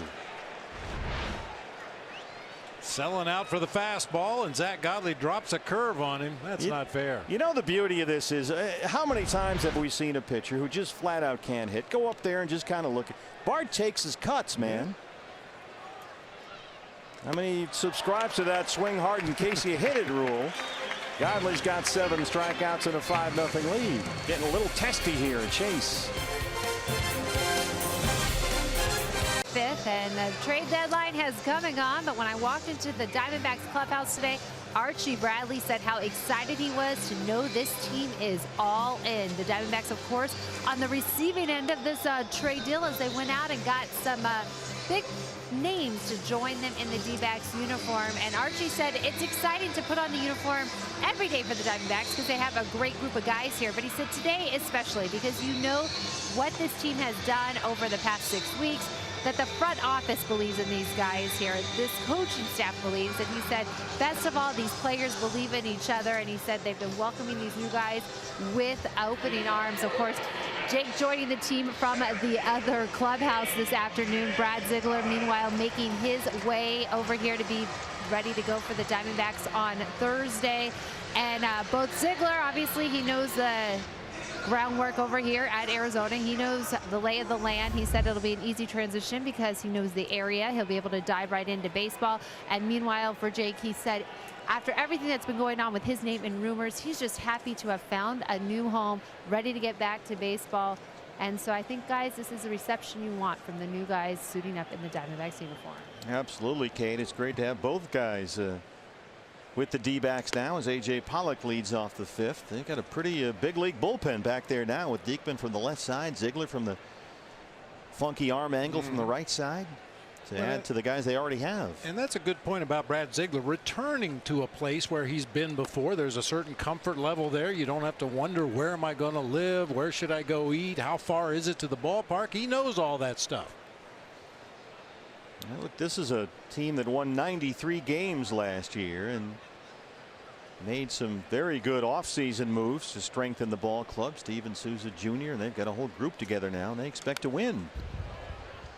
And I think to Mike Hazen and Jared Porter and Amiel Saude's credit, they've done this. They brought these guys in, Bob, without giving away any of their top prospects. They've traded some pretty good players at the lower levels of the minor league system, and you got to give up something, but they haven't by any stretch, gutted the farm system to bring these guys here. 1-2 on AJ.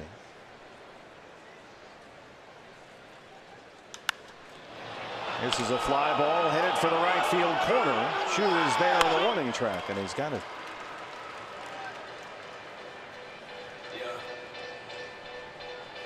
I went on nationalpastime.com today to look at this day in baseball history, some of the things that have happened, and obviously a lot of trade deadline deals on this day, various years throughout history. But you go back through and look at some of those deals, the prospects that were given up. Very few of them became contributing major leaguers, at least in a majority of the trades. A lot of names that you've never heard of, guys that never made it to the big leagues, but at the time were considered to be prospects and valued by an organization enough that they gave up somebody that a pennant contending team was looking for. Those prospects, they're prospects for a reason. They haven't proven anything yet. Well, that's a bullet back up the middle and into center. Souza on board again. He's got a walk and a single. So Steven has now hit safely in 5 straight games. Bullpen busy again for the Rangers as the lefty Springs, Jeffrey Springs, up for the 2nd time tonight.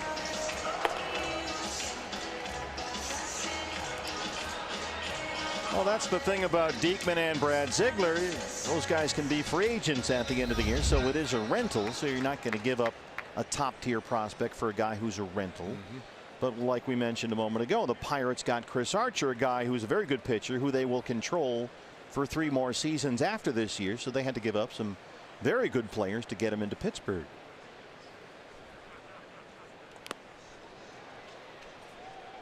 So the teams that are trading these guys away figure, well, we're not going to be able to re-sign this guy anyway. Let's at least get a couple of minor league guys for him and hope they turned into something. It's better than nothing. Escobar has flied out twice tonight, 0 for 2.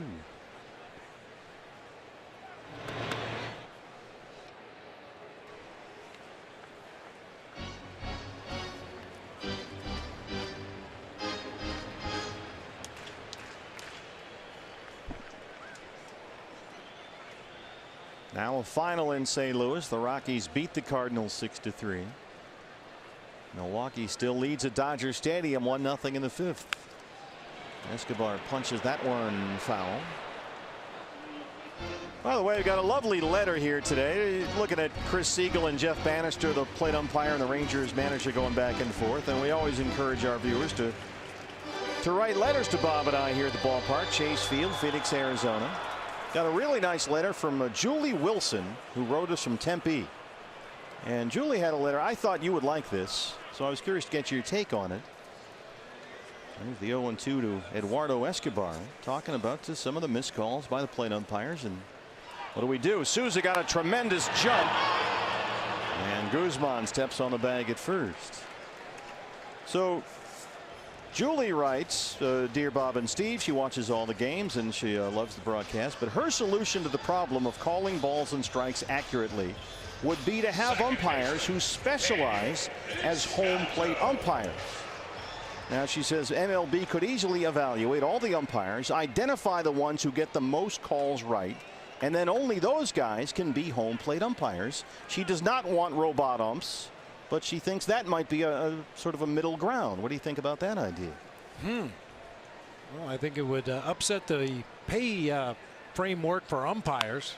Scalzo fouls that one away. If I'm umpiring home plate every day, you're going to have to pay me. Okay, well, they're making money. That's not a problem. But I thought that was a very good idea. So thank you, Julie Wilson from Tempe, for your lovely letter. Now we encourage all our viewers to write to Bob and I here at the ballpark, and we'll try and read your letter on the air.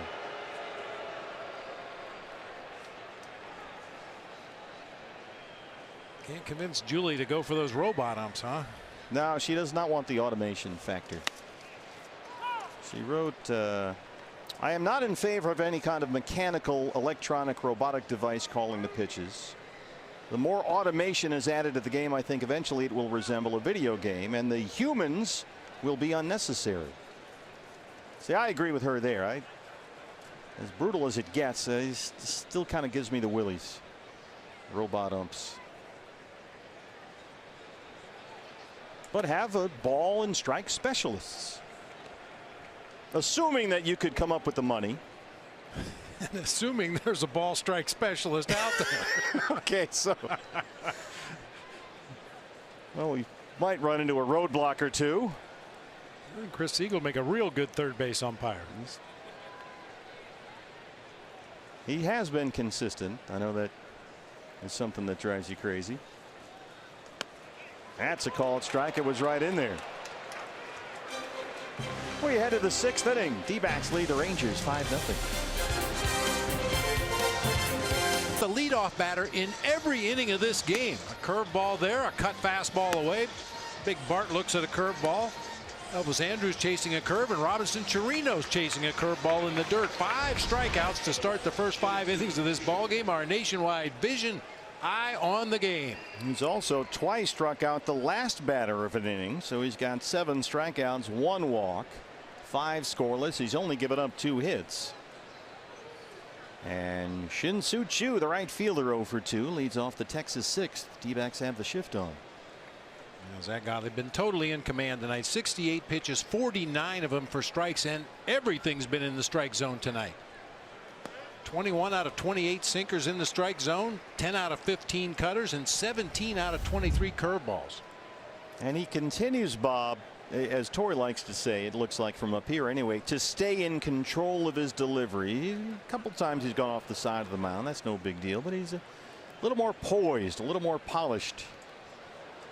Less of a bull in a china shop tonight than he has been in the past. And on those rare occasions when he has spun off to the first base side, it's almost like he reminds himself, I don't want to do that anymore. Takes a deep breath, gets back up on the mound, and then does execute the pitch he's looking to finish.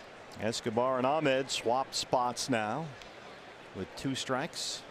Nick slides over to his shortstop spot. Left side of the infield wide open for Choo. Swing and a miss. Guess what? He started off the inning with a strikeout. That's 8 in the ball game for Godley.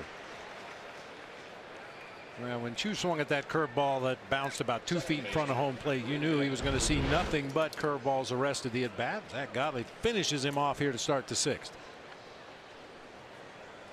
That was the 9th time in the game Godley went to an 0-2 count on a Rangers hitter. Here's Odor, who's grounded out twice, 0 for 2.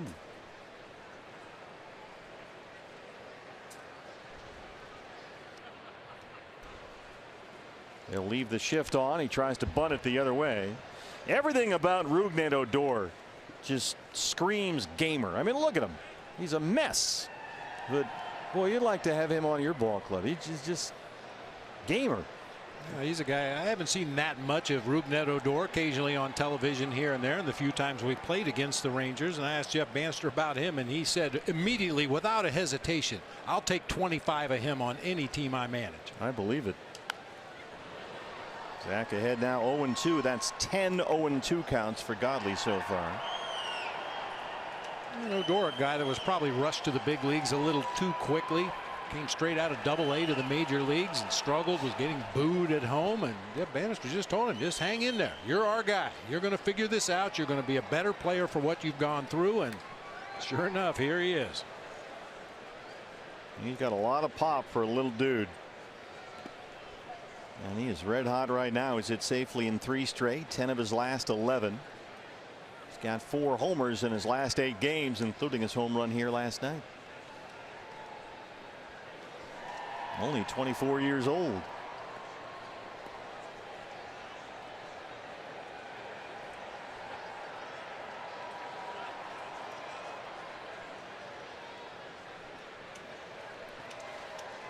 Boy, how about that block by Avila?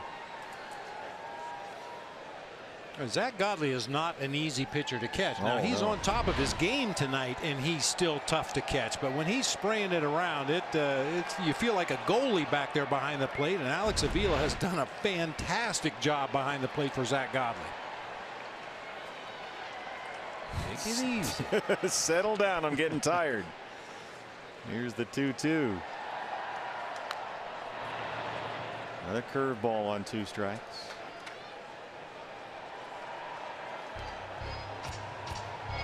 Zach tonight going for win number 12 on the year. Andrews will be next. He's 0 for 2.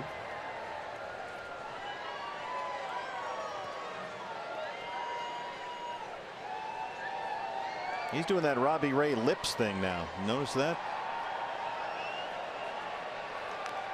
Robbie started doing that as a kind of a relaxation technique. Just kind of takes a deep breath. Yeah, that thing with the lips. That's a Robbie Ray maneuver. Zach might have picked that up. Just as he's getting the sign about to deliver the pitch. There it is.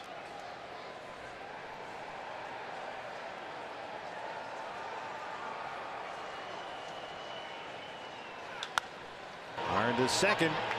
Easy play for Descalso. Boy, he's had the ground ball working tonight. A curve ball for strikeouts. He's locked in.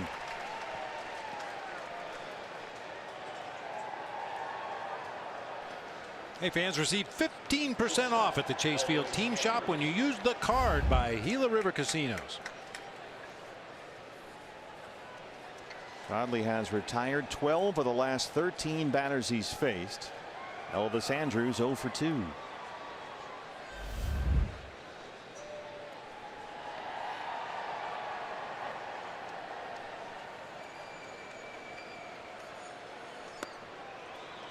Here's the cutter.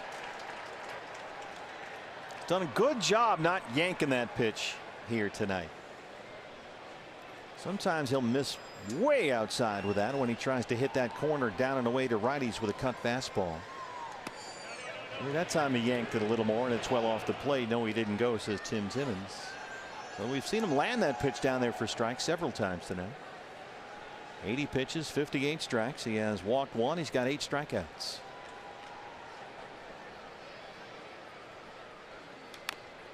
And comes in with that hard sinker. Cutter away, sinker in.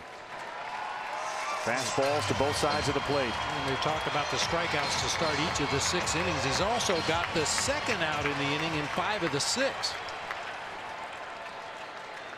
Well, that's how you look up and you're throwing a 2-hit shutout. Tough to get a rally started with 2 outs and nobody on base.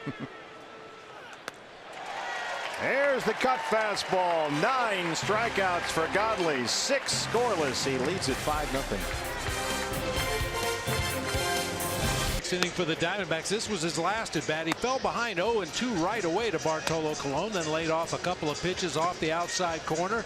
Runs the count back to full. He fouls off a pitch down in the zone and then gets one even farther down and golfs it into the corner for a couple of RBIs, giving the Diamondbacks their current 5-0 lead.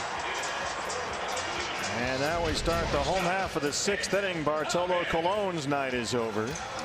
And this is what happens when you sell off most of your big league relievers at the trade deadline. Rangers last in the American League West. You have to bring up some of the youngsters.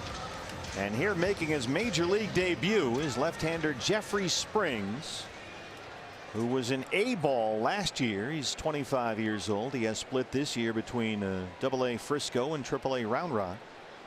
His numbers there at AAA, 1-2 with a 2.79 ERA. Ahmed leads off the 6th. Jeffrey Springs brought up from Round Rock today after they moved Kayla, Diekman, some other guys. He was a 30th round draft choice by Texas out of Appalachian State in Boone, North Carolina. He's from Belmont, North Carolina. 6'3", 180.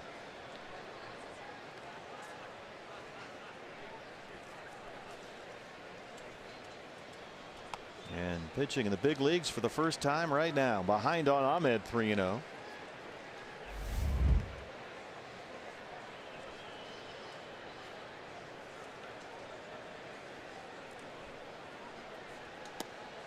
And he walked the first batter he faced on 4 pitches.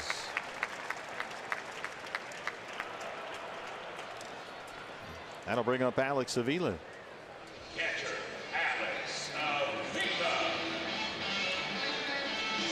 Avila. Avila has grounded out and walked 0 for 1.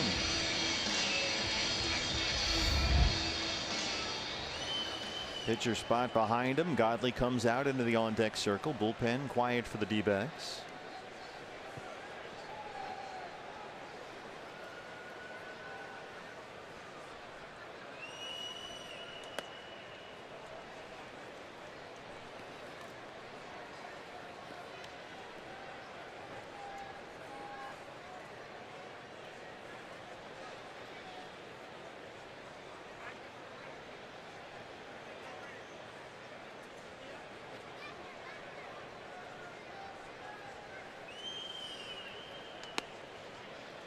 Here's a breaking ball for a strike. 1-1.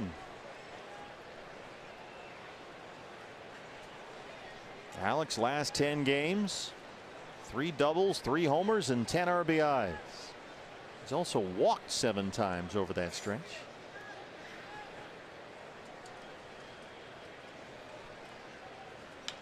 And that's a base hit into right field.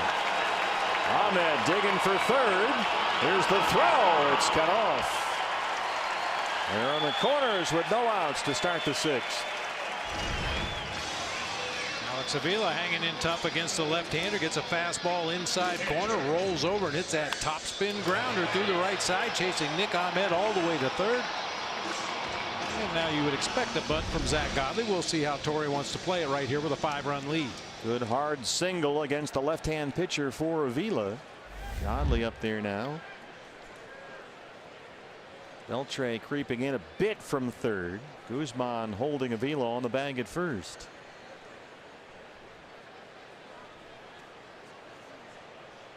Zach squares to bunt. That one spun him around. A hard slider in from the left-hander. 1-0. There's Tony Parachica coaching at third.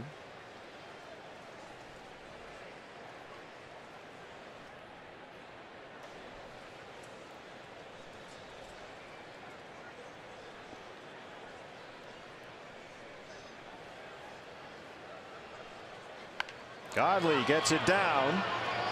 Nobody at second. And so Springs has only one play. Avila moves up.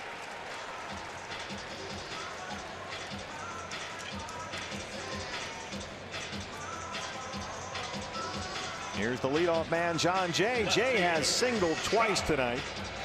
He's got an RBI. He's scored a run. Not quite sure what happened defensively there for the Rangers. Odor was breaking the cover first base as Guzman charged from first. Andrews was just kind of standing out at his position at shortstop. Never broke to cover the bag at second. He's kind of in between. Didn't know whether to go to third, second. There was some confusion there defensively by the Rangers and cost him 90 feet. Yeah, boy, they would have had Godley by about 5 steps easily had there been anybody at second base covering the bag. So a chance for Jay now.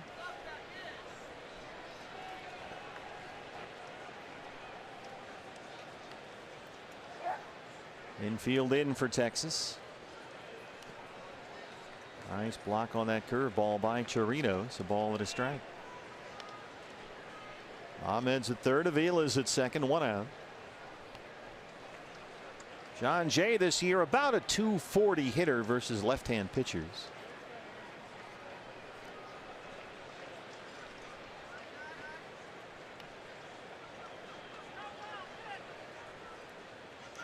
That one sails over the head of Chirinos. Here comes Ahmed, and he's in there. 6-0 Diamondbacks. Avila in at third. Well, he walked the first batter he faced in the majors, Ahmed, and just wild pitched him home. Up and into John Jay, over Chirinos, over the umpire, all the way to the backstop. They got a pretty nice bounce. The Rangers did. That ball came back considerably right there, but the throw back to home plate was high and offline. Nick able to get in under the tag.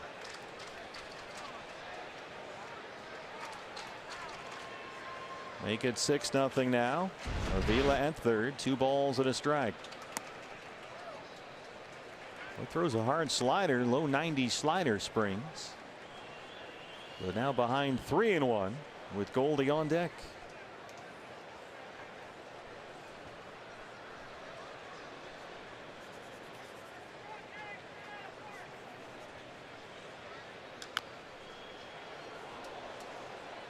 You mentioned Jeffrey Springs from Appalachian State. Haven't been a lot of sports highlights for Appalachian State other than back in 07 when they beat Michigan 34-32. That's cold-blooded right there. The Michigan alums in the truck are not happy right now. Nice pull though.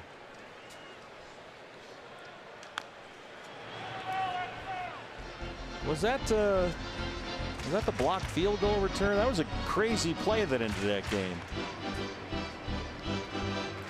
Yeah, Michigan had a game-winning field goal, or what they thought would be a game-winning field goal. It was blocked, returned for a touchdown. And App State won at the Big House. Truly shocking. Unless you're an Ohio State fan, then I guess you expect it. Corey Lynch, the star of that game, blocking that field goal attempt. Who could forget?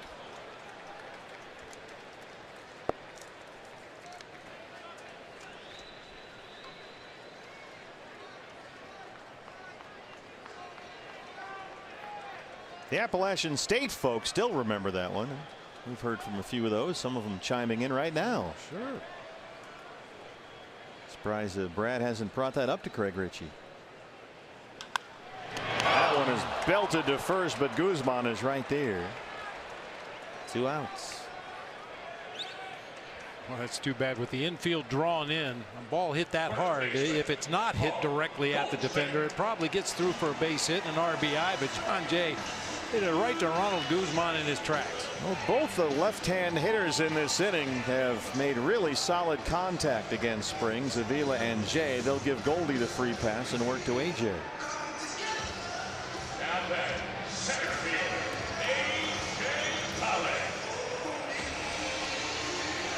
AJ homered in the first, his 15th of the year. 1 for 3. Avila's at third, Goldie's at first, 2 outs.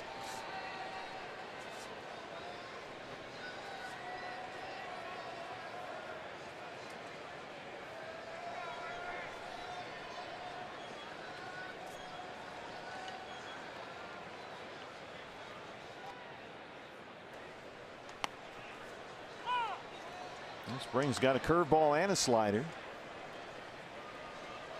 Low to mid-90s fastball.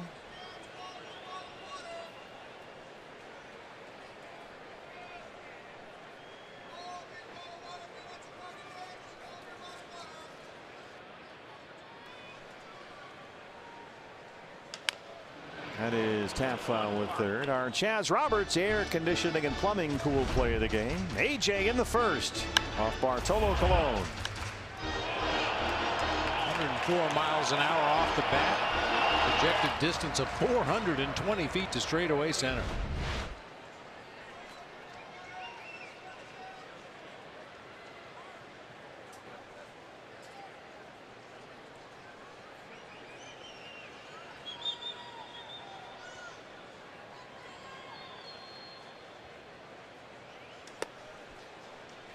Hard slider sailed on Springs.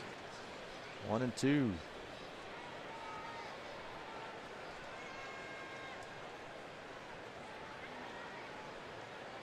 Former Cardinals teammates John Jay, Daniel Descalso reunited in Arizona.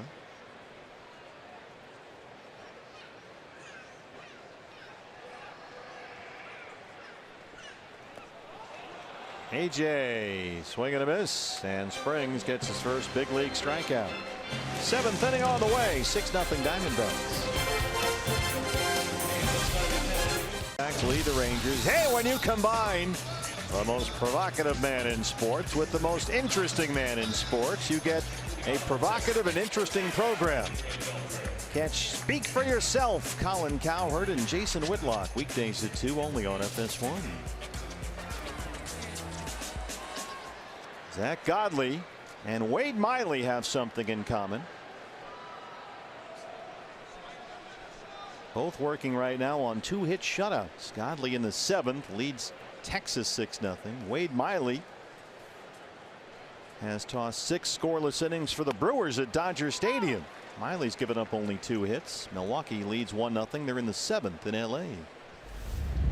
Adrian Beltre 0 for 2 leads off the 7th.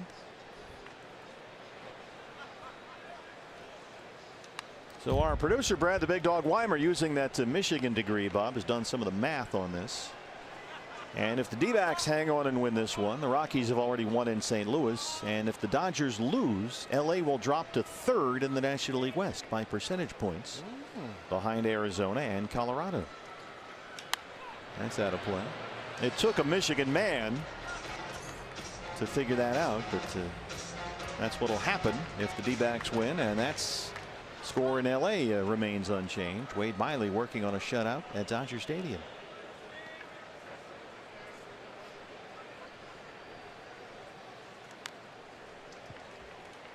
Did you see what Jim Harbaugh said, speaking of Michigan?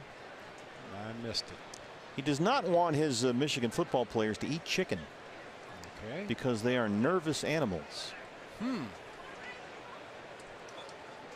Despite of all the nutritional aspects of the benefits of that, he said the chicken is a nervous animal by nature, and Michigan football players should therefore not eat chicken. Well, what calm source of protein is We need there? a more calm meat. Like a sloth or something? Yes, that's what they're serving in the cafeteria now. Worked for Wade Boggs anyway, Yeah, eating it chicken. sure did. He was not nervous up there at the plate. On his way to 3,000 hits.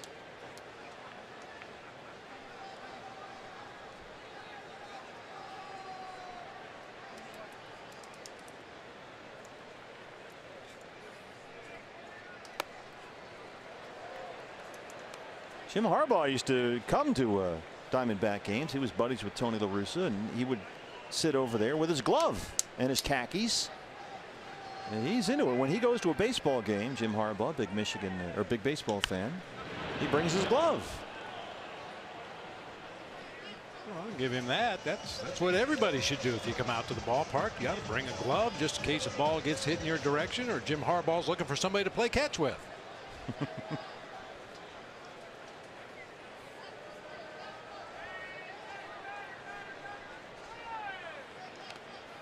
Godley trying to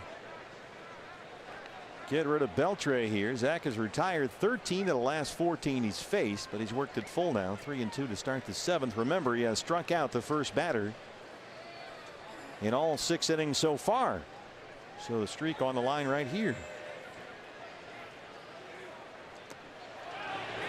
Yes, he went. Tim Timmons. Godley strikes out the first batter he faces in each one of the first 7 innings. Well, the suggestion for the Michigan football team: the day after every D-backs win, get 50% off pizzas at regular menu price using promo code DBacks50 at papajohns.com. Just don't get the barbecue chicken pizza. Because, as Harbaugh says, it's a nervous bird. 10 strikeouts for Zach Godley. Has walked only 1. Here's Guzman, who's got some light tower power. We saw that in batting practice.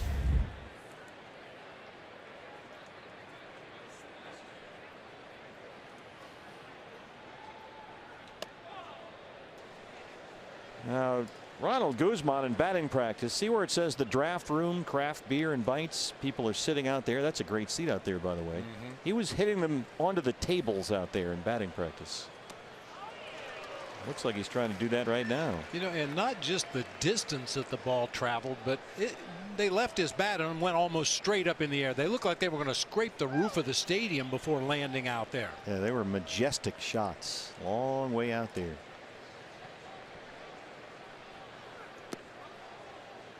Godley with his 10 strikeouts has tied his career high, accomplished twice last year. Zach at 95 pitches with 1 out in the 7th. 2-2 on Ronald Guzman. Looking for a career high 11th strikeout. Here it is. Ouch. Guzman tried to insist that he got hit on that elbow guard earlier in the at bat. No doubt about that one. That's that cut fastball, starts inside, moves farther inside, catches him just on the outside of that right knee. There's Robinson Chirinos, the catcher. Chirinos, with a single in the 2nd, has one of the 2 Rangers hits against Zach Godley. Bullpen phone with that hit batter rings in the Diamondback bullpen. Mike Fetter's down there.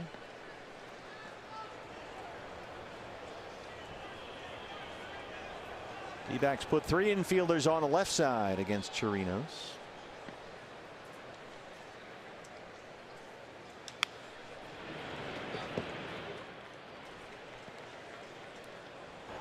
Well, it gets to that point of the game, you know, Torey Lovullo and Mike Butcher would like to have Zach Godley feel really good about his outing here tonight. Quite possibly get back in that dugout without a run scoring for the Rangers tonight, just for his own peace of mind. I mentioned it's been 3 starts, an outstanding start against the Braves, but the last couple it's really been a labor for Zach.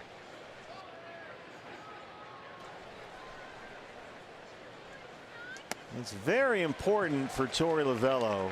He really likes his starter not only to get 21 outs, that is still a mantra, but he really likes the starter to finish the inning. He does not like to go out there and get the starting pitcher.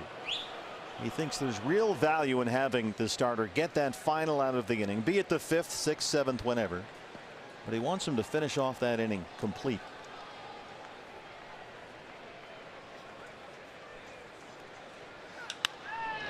There's Nick Ahmed. That was a bullet to left center. 2 outs in the 7th.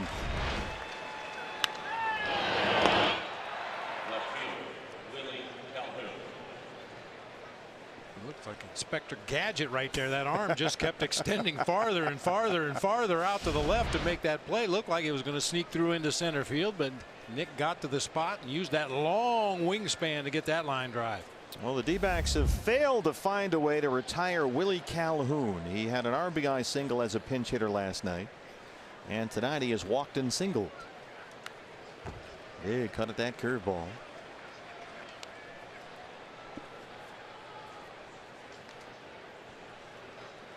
.100 pitches for Zach Godley. 72 strikes. He has walked 1 and hit a batter. He's tied a career high with 10 strikeouts.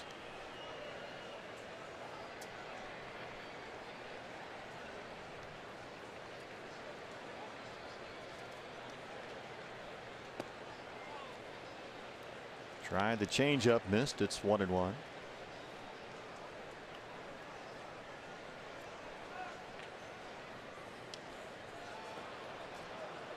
Matt Moore, former Giants left-hand starter, now Ranger reliever. We saw him in the ball game last night. He's warming up in the Texas bullpen.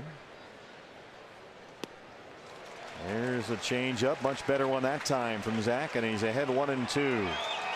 Trying to get that career high 11 strikeout and finish off the 7th.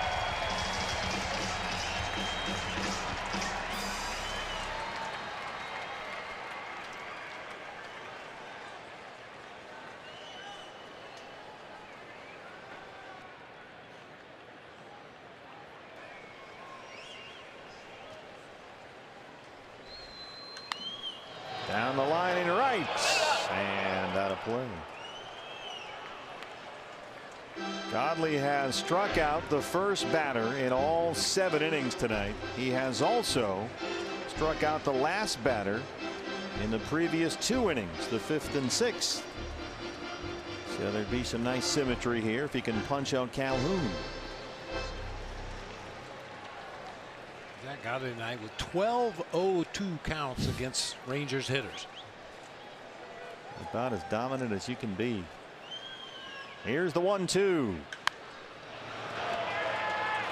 Short right center. AJ coming in. Zach Godley, 7 scoreless, 10 strikeouts. He leads it 6-0. 7 scoreless innings of 2-hit baseball. He matched a career high with 10 strikeouts, and the D-backs have a 6-0 lead. What's next? Brought to you by CenturyLink. An off day tomorrow at home. Hello. And then the D-backs welcome in the San Francisco Giants for a 4-game set Thursday night. How about this to start? Madison Bumgarner against Zach Greinke. Randy Johnson will be in the booth with us for part of that ball game. Steven Souza Jr. leads off the bottom of the 7th against rookie left-hander Jeffrey Springs, making his major league debut.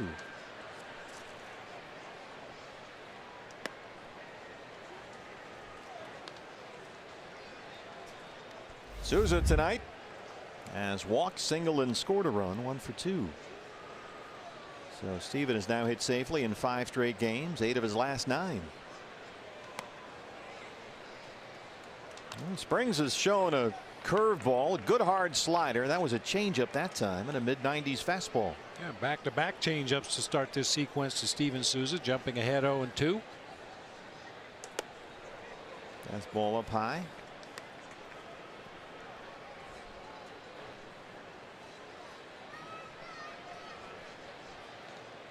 There's a look at Steven on the DB TV board. There's the fastball, and Springs gets his second strikeout. Well, a quiet night for Eduardo Escobar. 0 for 3, one of the new D-backs. He has flied out twice, grounded out.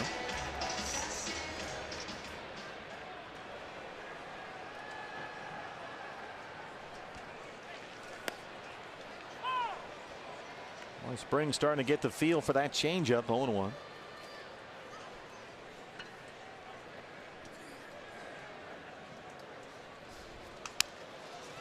That one got just by Springs. Andrews from shortstop makes a terrific play to get Escobar. Season tickets are on sale now for 2019. Secure the best seats for the lowest price and lock in benefits, including postseason priority, access to player events, discounts on merchandise, and much, much more. Call now at 602-462-4600 or log on to dbacks.com/tickets. 2 down for Descalso. Daniel Singleton scored in the 4th.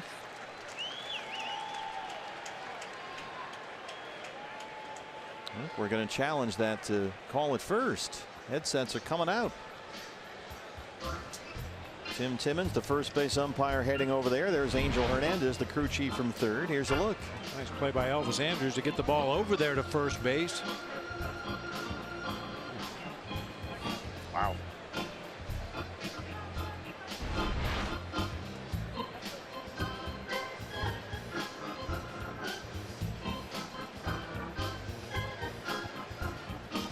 Tim Timmons, the umpire who made the call on the left there. He'll be working the plate. Well, no, he won't, because this is the final game of the series. Let's take a look. I'm going to say he's the umpire that ejected Torey Lovello in St. Louis earlier this year on that Yadier Molina fracas. Well, that's a tough call. That's a really close one. But isn't it just amazing? I mean, whether it was Abner Doubleday or somebody else that came up with the idea for this game, the idea that a good fielding shortstop can either go in the hole or up the middle of the field, make an acrobatic play, the out call will stay at home, or stand rather, at first base, and the play is bang bang at first base almost every time. You know, an average runner, an average defender, a super fast runner with a super good defender, it always comes down to a bang bang play over there at first base. 150 years later, it's still the perfect distance between the bases. It is amazing. Whoever decided 90 feet, whoever it was, they were spot on.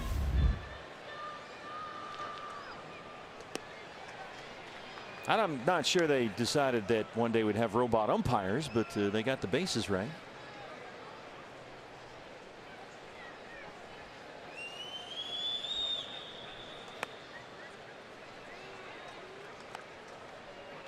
The first really technological change probably was the lights, right? First time that technology ever sort of changed baseball and the way it's played. Yeah, I would think so. Also the mode of travel, you know, going from good trains call. to planes. Sometimes the lights work, sometimes, well, you know. Roof also, that's a good suggestion from the truck.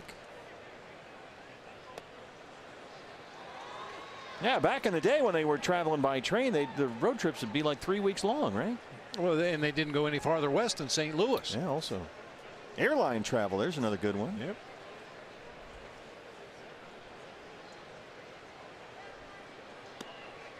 Yeah, 1957 ended, and suddenly you got a team in LA and a team in San Francisco.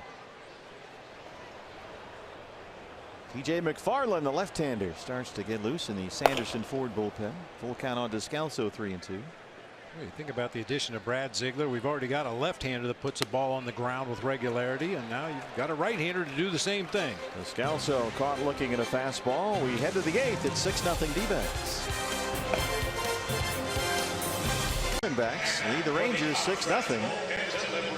Calling all kids between the ages of 10 and 16. If you'd like to be on TV, be part of the D-backs telecast, interview a player, go behind the scenes and see what it takes to produce a baseball game. Come on out Sunday to Chase Field. It's the Fox Sports Arizona Sanderson Ford Kidcaster auditions from 11:30 to 1:30. Those take place at the Sandlot here during the D-backs and Giants game. And this is it, your last chance to be a Kidcaster. Final auditions for 2018 this Sunday at Chase Field. Double switch for Torey Lovullo. TJ McFarland, the left-hander, on to work the 8th inning. Ketel Marte takes over at second base, replacing Daniel Descalso. So Marte bats 9th. Pitcher spot now 6th in the D-backs order. Carlos Tocci, the center fielder, leads it off for the Rangers.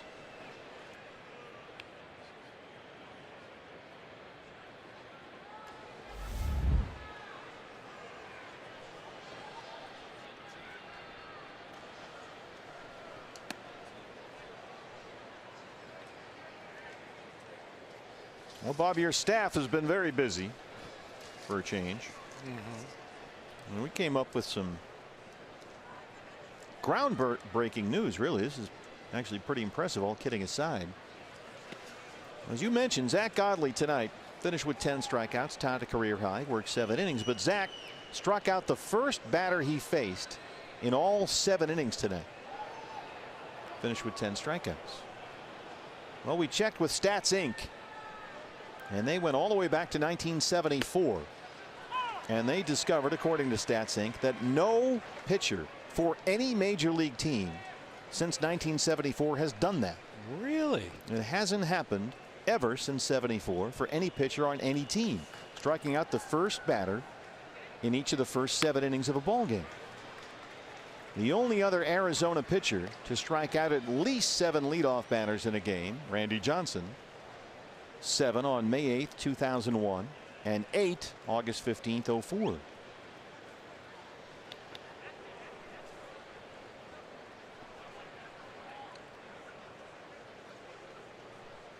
Three and 2 on Tocci. Here comes Escobar, backhands it at third, and they can't get the out at first.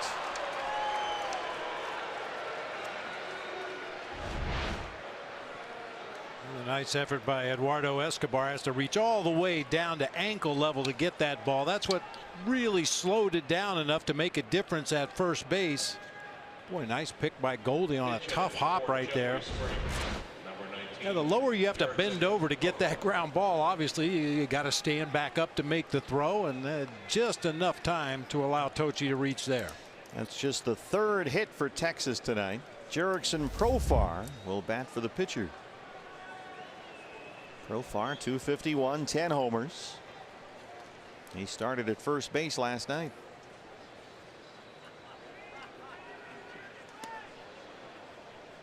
Profar last night walked twice, scored a run, had an RBI single.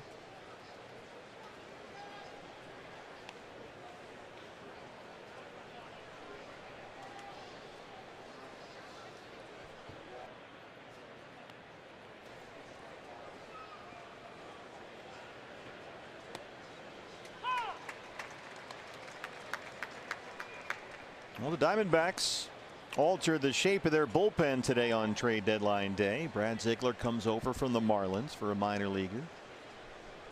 Jake Diekman came over from Texas on the other side of the ballpark, the visitors clubhouse, also for a minor leaguer. And to make room for Diekman, the D-backs had to designate Jorge De La Rosa for assignment. So now you've got Chafin back there. Chafin is not here right now. Andrew is on paternity leave, so he's gone home for a few days. And we wish he and his wife all the luck in the world. There's Profar, who pops one up first base side. Marte drifting over there. So in terms of your left-handers, you've got TJ, who probably goes into a long man role right now, and then you've got Chafin and Diekman as your lefties back there. And just the different styles of pitcher. We mentioned TJ McFarland, a ground ball guy. Jake Diekman, big fastball in the upper 90s. Andrew Chafin, when he's on top of his game, has that big sweeping slider for a left-handed hitter. Got a variety of different looks from the right side. Really a well-constructed bullpen. You just hope they all pitch up to their capabilities. Here's Chu, 0 for 3, struck out twice. And to make room on the 40-man roster for Brad Ziegler, who comes over from Miami, Shelby Miller was transferred to the 60-day DL. Silvino Bracho is here right now, taking Chafin's spot while Andrew is on paternity leave.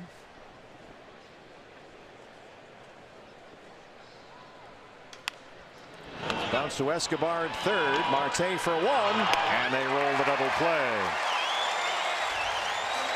D-backs lead the Rangers 6-0.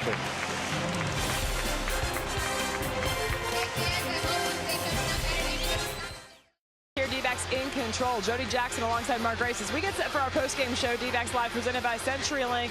And as we wrapped up the pregame, you said you had a pretty good feeling about how Zach Godley would pitch tonight. He was excellent. Well, the premonition is because it just seems like the last year and a half, Jody, this young man, every time the Diamondbacks have needed him to pitch in a big game, whether it was a big win they needed or whether he was pitching to get another start in the big leagues, he has shown up every single time and pitched well, and I expected it again tonight, and wow, that was impressive. Well, we'll hear from Zach, and we'll hear from the manager, Troy Lovello, after the game. All of the post-game show, and the offense got to Bartolo Colon early on in this one.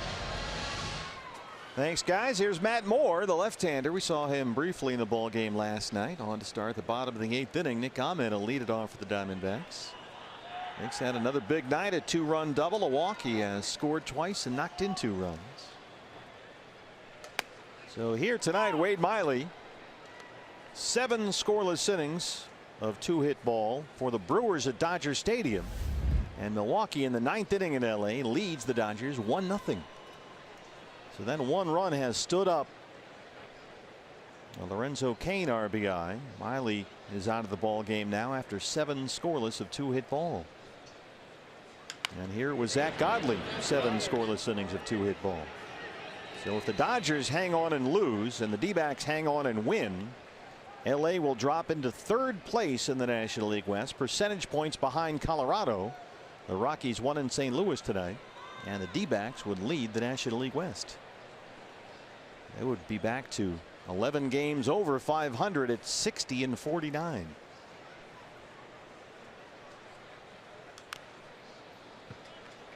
Nick likes that ball down this year. We saw him golf that double down into the left field corner back in the 4th inning to drive home 2.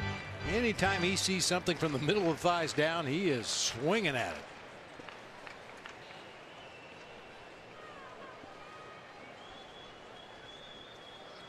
Golf that double into left in the 4th inning, as you mentioned, to drive in 2 runs.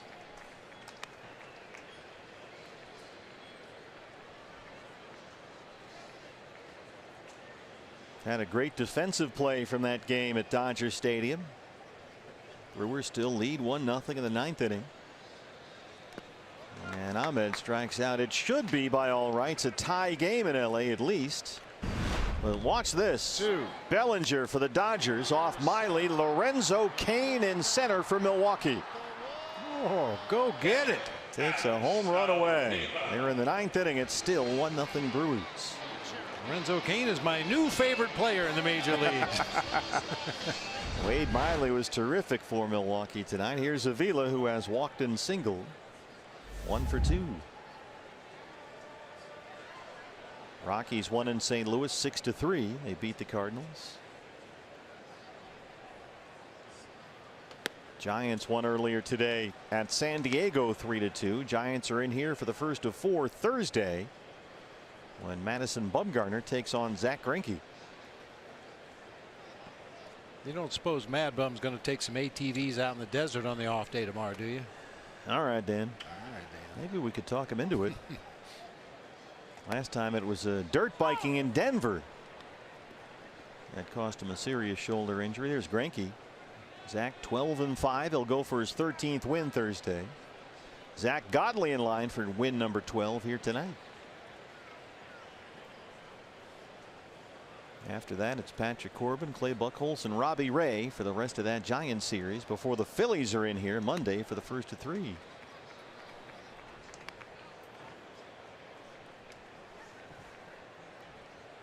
Get a look at Rhys Hoskins, a really exciting young right-hand power hitter for the Phillies. Get your tickets, dbacks.com. The homestand continues. 4 with the Giants and 3 with Philadelphia.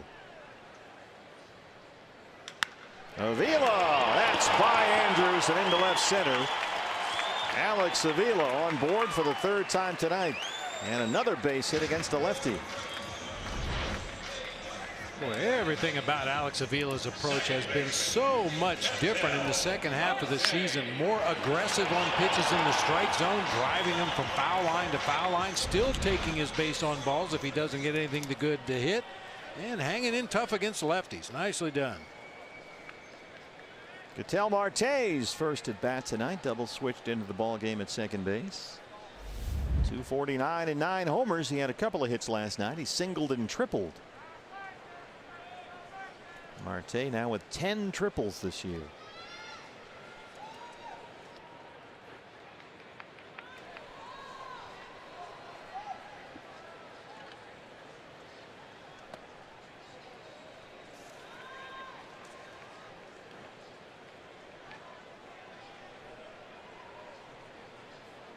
Matt Moore in his appearance last night walked 2 batters. He walked Owings in the 6th, and then John Jay gave up an RBI single to Eduardo Escobar. Marte hits this deep to center. Tochi there, and he's got it on the warning track.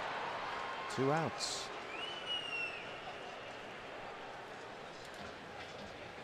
And here's John Jay again. Another productive night for Jay. He has singled twice, scored a run. He's got an RBI. Probably the hardest hit ball off the bat of John Jay tonight came in his last at bat. A line drive in the 6th right to Ronald Guzman down there at first base. Yeah, that one off the lefty Jeffrey Springs. Now up against another left-hander in Matt Moore.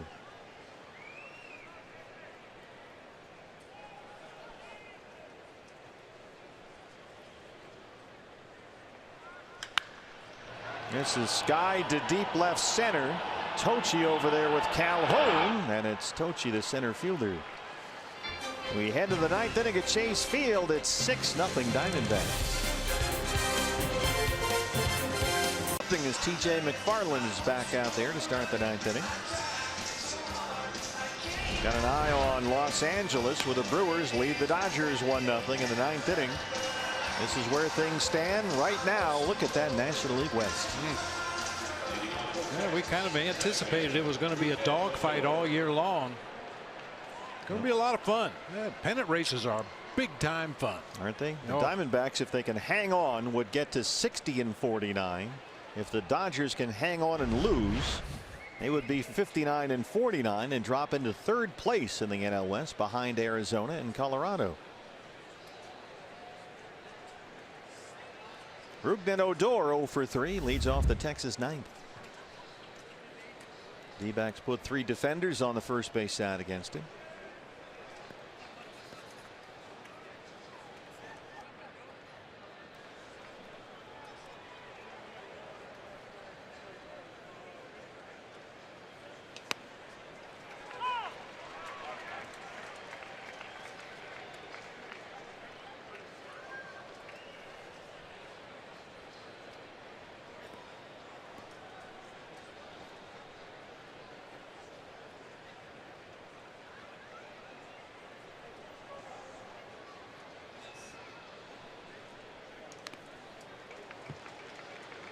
Diamondbacks play 3 infielders on the right side for Rougned Odor. He's grounded out to the shortstop, playing on the second base side of the field. He grounded out to Goldie, and then he grounded out to the second baseman on the right side of the field. Escobar and Nick Ahmed just swap positions. Third baseman Escobar on the second base side of the bag. 0-2 on the Rangers second baseman. That game in LA, by the way, just gone to the bottom of the 9th inning. Still 1-0 Milwaukee.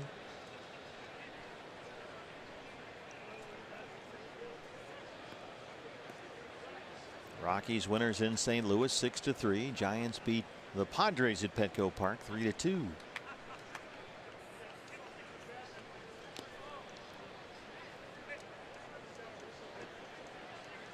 Jeremy Jefferson for the Brewers. We'll face Chris Taylor, Manny Machado, and Matt Kemp in the bottom of the ninth. Dodgers so far with only 2 hits. Wade Miley 7 scoreless in that start for Milwaukee.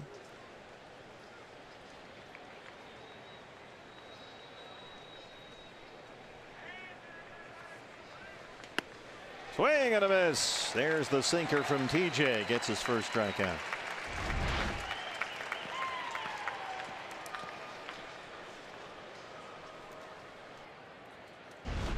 I'll bring up Elvis Andrus, who's 0 for 3. Wade Miley will be the headliner after this one, or Wade Miley, Zach Godley. Zach 7 scoreless innings, gave up only 2 hits, tied a career high with 10 strikeouts. Well, given what we know about those two guys, they're probably both proud of each other. I'm sure they are. Both guys 7 scoreless innings of 2-hit ball today.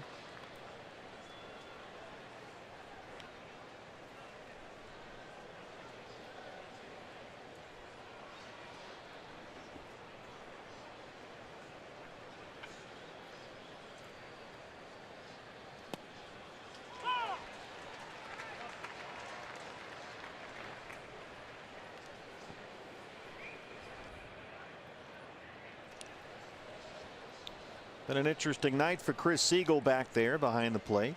He's had a generous strike zone, certainly a pitcher's strike zone tonight, but he's been consistent with everybody. That's hard and through the hole. Andrus has a single. And in LA, Chris Taylor has flied out to lead off the bottom of the ninth. 1 out at Dodger Stadium. Third baseman, Adrian Beltre. Here's Beltre 0 for 3. That was just the 4th Rangers hit.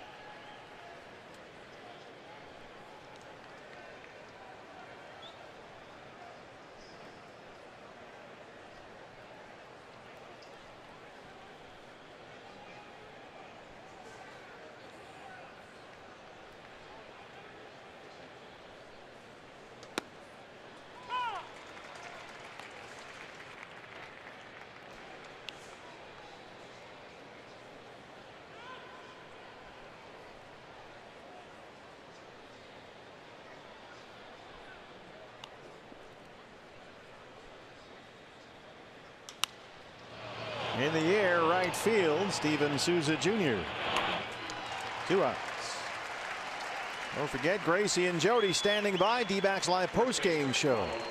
Coming up next on Fox Sports Arizona, Gracie will have his thoughts. You'll hear from Bob. Kate will take you inside the Diamondback clubhouse. You'll hear from the skipper, Torey Lovullo, some of the players. As the D-backs look to win their 60th this year, they would go to 60-49. Ronald Guzman, the first baseman.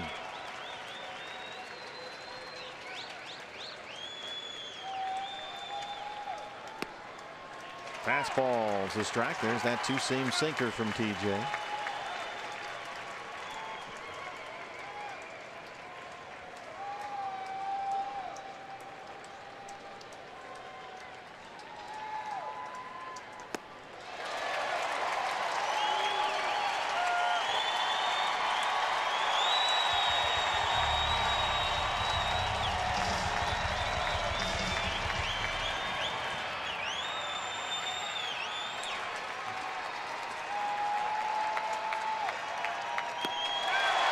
Got him, and the Diamondbacks get the 2-game split. Zach Godley 7 scoreless. McFarland works the 8th and 9th, and the D-backs beat the Rangers 6-0. Boy, what an outstanding performance by Zach Godley tonight. He really needed one and went out there and did a career high in strikeouts. Totally in command from the first pitch of this ball game until he came out in favor of TJ McFarland. Diamondbacks now 11 over 500. 60-49 for Torey Lovullo. Back with much more from Chase Field after this.